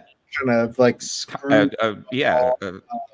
An odyssey through universes. It's Yeah. weird, but it sounds like you just described Axe Cop. Axe Cop. Yeah. What's Axe Cop? I have Shaun no of idea. Swim. Just look it up. It's not Nick Swartzen, Nick Offerman. Derpy Gaming say you're still going. Yeah, we're still we're going. almost Man. We're almost. He's been checking in and out on us, but yeah, we've officially gone farther than the movie has, so we should probably wrap it up. Yeah, because the movie should have been 3 hours. It should have been. Showing them what they should have did. Yeah. We can complain about it for another 4 hours if you guys want, but We you know. could. But yeah, so what? America's at Carmitage. Steven's back at the Sanctum. Wong's at Carmitage, being the Sorcerer Supreme. mhm. Oh yeah, Stephen then- Strange bows down. Yes, Oh bows yes, to he Wong. finally shows his respect to his friend and his now boss. Yep. Even though Yes. Stephen Strange still has the better stuff. I mean, he still has the Eye of Agamotto. He still has the cloak. He still has the Sanctum. And Yeah, it's well- like, why is Wong even the Sorcerer Supreme at this Welcome to point? what happens in real life. All right. Hierarchy Yeah. establishment. And most importantly, he has that blue patch on his back from Defender. That's right. Yeah, I did. I noticed that. Yeah, HR said they can't revert the paperwork. That's why he's stuck as the Sorcerer Supreme. that's right. Yeah, they can't fire him without cause. They got a wrongful termination suit. Next movie, it's an HR complaint. Yeah. Right. Let's see. Hold on. Derpy Gaming one more says Obi-Wan ending leaked. That's another one that I'm not looking forward to. Is Obi-Wan. Uh-huh. I feel like they're gonna murder that character, but who knows? Blindfolds for me. I like Obi-Wan. Blindfolds. It doesn't exist. Yeah, I know how long I've been not trying. Not watching Star Wars. Yeah. Yeah. I got disappointed a long time ago and tapped out. I catch up once in a while though. Yeah, Mhm. so it ends in Carmitage, doesn't it? Do they go back to New York? Well, it doesn't. No, it doesn't end at Carmitage. So, well, the storyline technically does end at Carmitage. Yeah. Then you have a Then little bit at the end. Yeah, so you have 3 Easter eggs, in my opinion. This is how I'm laying them out. You have Steven, he exits, he's walking, the rock music starts, and I'm like, why is the music starting? What's going on? Third eye pop. Yeah. After the third eye pops, we go straight to the credits. We fast forward, we get to the first after credit scene. We meet the lady in purple, who is Charlize Theron. And Like TVA stuff, or is that a completely no, different thing? no. Okay. So her name is Clea. Clea in the Dormammu dimension, or in the first dimension we saw him go to, is the Sorcerer Supreme there, and she actually becomes his wife in the comics. She's Dormammu's niece. Yes, and she's Dormammu's niece, and becomes, and she and Steven become married. Yeah. I don't want to know how that works physically. Because I know, right? even though she's Dormammu's niece, and she does have like certain cosmic powers, she's always fought for good. She's never been on Dormammu's side. That makes sense. Well, it's just that Dormammu's a floating cloud of purple smokes. I think I assume he's like Dr. Manhattan. He didn't start as this ambiguous energy cloud. He at one point was a physical being who got to this level and became just energy. I gotcha. Okay. But yeah, so that's what happened. That's who the purple lady is that Steven goes with, and that's also, in my opinion, why he goes so willingly, because he doesn't ask any questions. It's just like, oh, this happened, you have to come fix it now. Take off my scarf, turns into a cape. Let's go. Mhm. What? Oh, I got danger. I thought it was like the basis of their relationship, where she's like, "Are you scared?" Like you, when you meet somebody that you click with, they say something to you where you just buy into it. Like they know you on that level. Just everything just sort of clicks off, and it's all good. That's what I always thought it was. That it was definitely painted like they had a previous interaction, like they knew each other. Well, I mean, we already established that Steven kind of knew America because of the dream, so it's well within reason that Steven has dreamt about Clea as well. Fair. And so that's why he feels like he knows her, or Very fair. there's a familiarity there. Yeah, that's Yeah. fair. So yeah, she's Sorcerer Supreme, yada yada yada. Then we get the best Easter egg since 2009. Pizza balls. Pizza balls. Bruce Campbell punching himself in the face, and he like, It's finally over. it's over. Yeah. And honestly, if they hadn't said right before they showed that Doctor Strange will continue, I would have thought he meant the Doctor Strange epilogue or series. I'd have been like, yes. Well, he did. It was meta. So it was a reference to Evil Dead. It was also a reference to kind of the length of the movie, and it was a reference to the 3-week long spell that he got put under. Right. So it was a triple reference, which is Nice. Triple entendre, huh? Mm-hmm. All right. Well, yeah. So with that, And maybe Sam Raimi got over beating himself up because of Maybe. Spider-Man. Maybe he's Yeah, like, you know what? I'm subliminal just gonna let go. I'm gonna. hey, look, self-talk everywhere in this movie. I swear to God. Well, we Right? certainly know that for its faults, I don't think Sam Raimi was one of them in this movie at all. Yeah, So, no, not at all. Yeah. And I was very happy with that second Easter egg. mhm. Yes, agree. All right. All right, So let's get into verdicts, guys. I'm down. I'm good. All I'm ready to go. Yeah, me too. All right. Well, I think we've talked about this movie enough for me to not have to give a final assessment or anything like that. Yeah. I think we can Um, just do ratings. Yeah. So I think my rating is there were some things that I liked. There's a lot of things I didn't like. It's not above average. It's at the middle of the road for me. So I'm going to hit this with a 5. I love the Sam Raimi aspects. I really think that the Sam Raimi cut could be really good. So maybe that'll come out in the future. But I think it's a 5. It's not fantastic. There's a lot of potential there. There were things that I liked, but it falls flat in a lot of respects. So Yeah, for me, like I said, like the big problem, like I've said this stuff that I wanted to say, but I'm gonna harp on it again. The pacing, the story element choices, the shallowness, the inability to dive in when it was really necessary. Again, going back to the shallowness. The best moments in this movie are far and few in between. If you want to watch a movie about the multiverse, I would highly recommend Everything Everywhere All at Once. you're getting paid. Because everything this movie falls short on, that movie does extremely well. So all in all, I'm gonna where you're at. I'm gonna give this movie like a 5 out of 10. It's a popcorn movie you could watch and enjoy it, even if you weren't a part of like the mainline MCU. This movie is your introduction in on it. It's a little bit of a rough introduction, but it's from the Sam Raimi side. But it's an enjoyable roughness because it brings in horror elements and a little bit of experimental filmmaking that's needed within the MCU to at least pull it away from its formulaic standard that it has. Mm-hmm. I like that. For sure. Nice. Well, I guess we're all kind of on par. I'm giving this a 5.5. Can I be honest and say that this might have gotten a 4 from me? I am giving it a little bit of a swing up. My reasons. Bruce Campbell? No, I'm just kidding. you know what? It's the. I had to admit something to myself. This movie actually did open the door for about 3, maybe 4 other projects that they can work on. And it did it kind of in a quiet way, not really in a way that makes me interested in those other projects, but until you really reflect like how we're doing now when we review it, I realized like, oh wait, that's another series. Oh, that's another. Damn, there are like, and I understand why Nick has that. Like, all right, stop doing that. Mm-hmm. Like, please stop doing that. Yeah. But it's that consistency of that, so it got a half an extra point for that. I didn't dislike Scarlet Witch as the villain.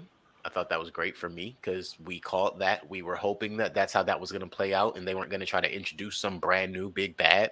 and run with Wanda and her convoluted emotions, and they did that. And last but not least, it was not 3 hours.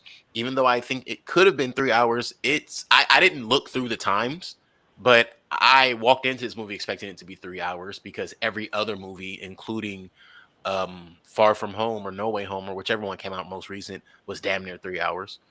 Should have been 3 hours. I'm happy. I know you want your life to yourself, but this movie deserved 3 hours. No, yeah. I think this movie could have been 3 hours. I personally wouldn't have had a problem with it, but it wasn't. So I gave it a half a point for that. So I went from a 4 to a 5.5 just based on those small things. But the movie itself would have gotten a 4 from me. Not because I hate it, but because I am critical. We gave it half a point for its time. Where's the other full point? What other? I gave you the first 2.5. You said 4, and then you said 0.5 for the 0.5 for the time. for not being 3 hours. Yeah. 0.5 for the continuity of leading on to the other things, even though I don't think I'll be interested in going to watch them, but it's the consistency of it. Right. And what was the third one I gave? For having Wanda be the villain. Right, Wanda as the villain, which that honestly, that alone was enough for me. Like once it was like Wanda's the villain, I was like, all right, I could walk out. Like that's all I needed to know. Yeah, I was most concerned about that as well. Most concerned with who the if villain she became the hero, I was going to be so pissed. And I was actually glad to not see her work with the good side in any way, even though it would have worked towards pushing the story longer and farther. But hey, you know what? We got out of there. So 5.5 from me. Mm-hmm. And if I watch this movie within the year, I'll probably have to recap, and it might go back down to that 4.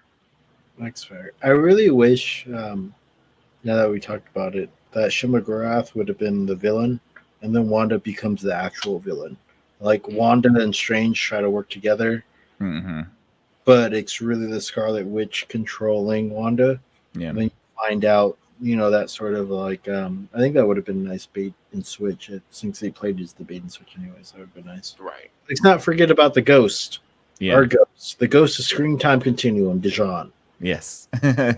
6 out of 10. He gave it a 6. That's funny. Yeah, he was the most critical about it. Right. But he's also the most kind, as he always is of us four. Yeah, that is very nice. But I think that averages us around a 5 for Doctor Strange. Yeah, about a 5.8, probably 5.7. Well, a 5 and a 5, and then a 5.5 and a 6. How tall was Spud Webb? Was that the Spud Webb score? What was it? How tall was Spud Webb? Is he 5'4"? 5'6"? All right, so that's the Spud Webb score. There you go. Cool, guys. Well, you guys good? We have anything else you want to add before we wrap this up? I did enjoy it more than I thought I would, but I didn't enjoy it as much as I expected to. It's weird because that sounds like a conundrum, but it is what it is. Go see Everything Everywhere All at Once. All right, that is the movie I expected to see this week, and this was coming out. So hey, that movie gave me a constant grin. I cried. I laughed. I spilled my popcorn. It was amazing. All right. Well, there you go, guys. That is it. This has been our review for Doctor Strange in the Multiverse of Madness. What did you guys think about this movie? Did you love it? Did you hate it? What did you think? Let us know in the comments. What is your rating for this? Do you think we were off base there or on target? You can let us know in the comments, and we would love to hear from you. Thank you so much for tuning in with us tonight. We very much appreciate you. We are here every Sunday and Wednesday night at 8:30 p.m. Screen Time Continuum on Facebook and on YouTube. We are a part of a network of podcasts that we do. Mike and I are part of a podcast called Exofathom. It's on at 8 p.m. on Friday nights, every Friday night. You can check us out on Facebook, YouTube, Rumble, and Odyssey, as well as Verbal for your audio-only podcasts at Exofathom. Keelan has a podcast, well, 2 podcasts, actually. He has one on Saturday with his wife, Bobby, called This Married Moment. You can go check them out on Facebook and YouTube. They come on around 10 to 12 p.m. on Saturday mornings. So check them out, This Married Moment, on YouTube and Facebook. I want to say, for this married moment, because of the weekend being consistent with Mother's Day and those things, we'll actually be giving this week's episode on Monday evening to replace the Saturday episode. Awesome. So be sure to subscribe and check them out, so that way you get all of the new episodes coming out for This Merry Moment. Keelan's also got a podcast. It's called If Numbers Could Talk. It's Tuesday nights at 8:30 p.m. You can go check him out. Facebook, YouTube, Spotify. He's expanding, so please go give him some love and get subscription. If Numbers Could Talk, Tuesday nights at 8:30 p.m. Dijon the Mustard, he is a resident co-host on this podcast, but he also has his own Twitch channel. It's called Strawberries and Coffee, and you can catch him on Twitch, Strawberries and Coffee, Tuesdays and Thursdays at 10:30 p.m. He does a lot of streaming of video games. He's got a huge library of them, and he does his back catalog. He posts all of that on YouTube at Strawberries and Coffee. So if you miss a recording, you can always go check it out on YouTube. Again, Strawberries and Coffee, Tuesdays and Thursdays, right? Tuesdays and Thursdays at 10:30 p.m. All right, that's it. My brain is fried. We've been doing it for almost 3 hours now. Thank you so much, you guys. We really appreciate all of you out there for listening to us blabber on about movies and TV and critique things for which we have no credentials. We thank you very much. For Screen Time Continuum, I am Nick. I am Keelan. Shout out to Derpy Gamer. I'm Headphones. We appreciate you, Derpy Gamer. Good night. Peace. Later.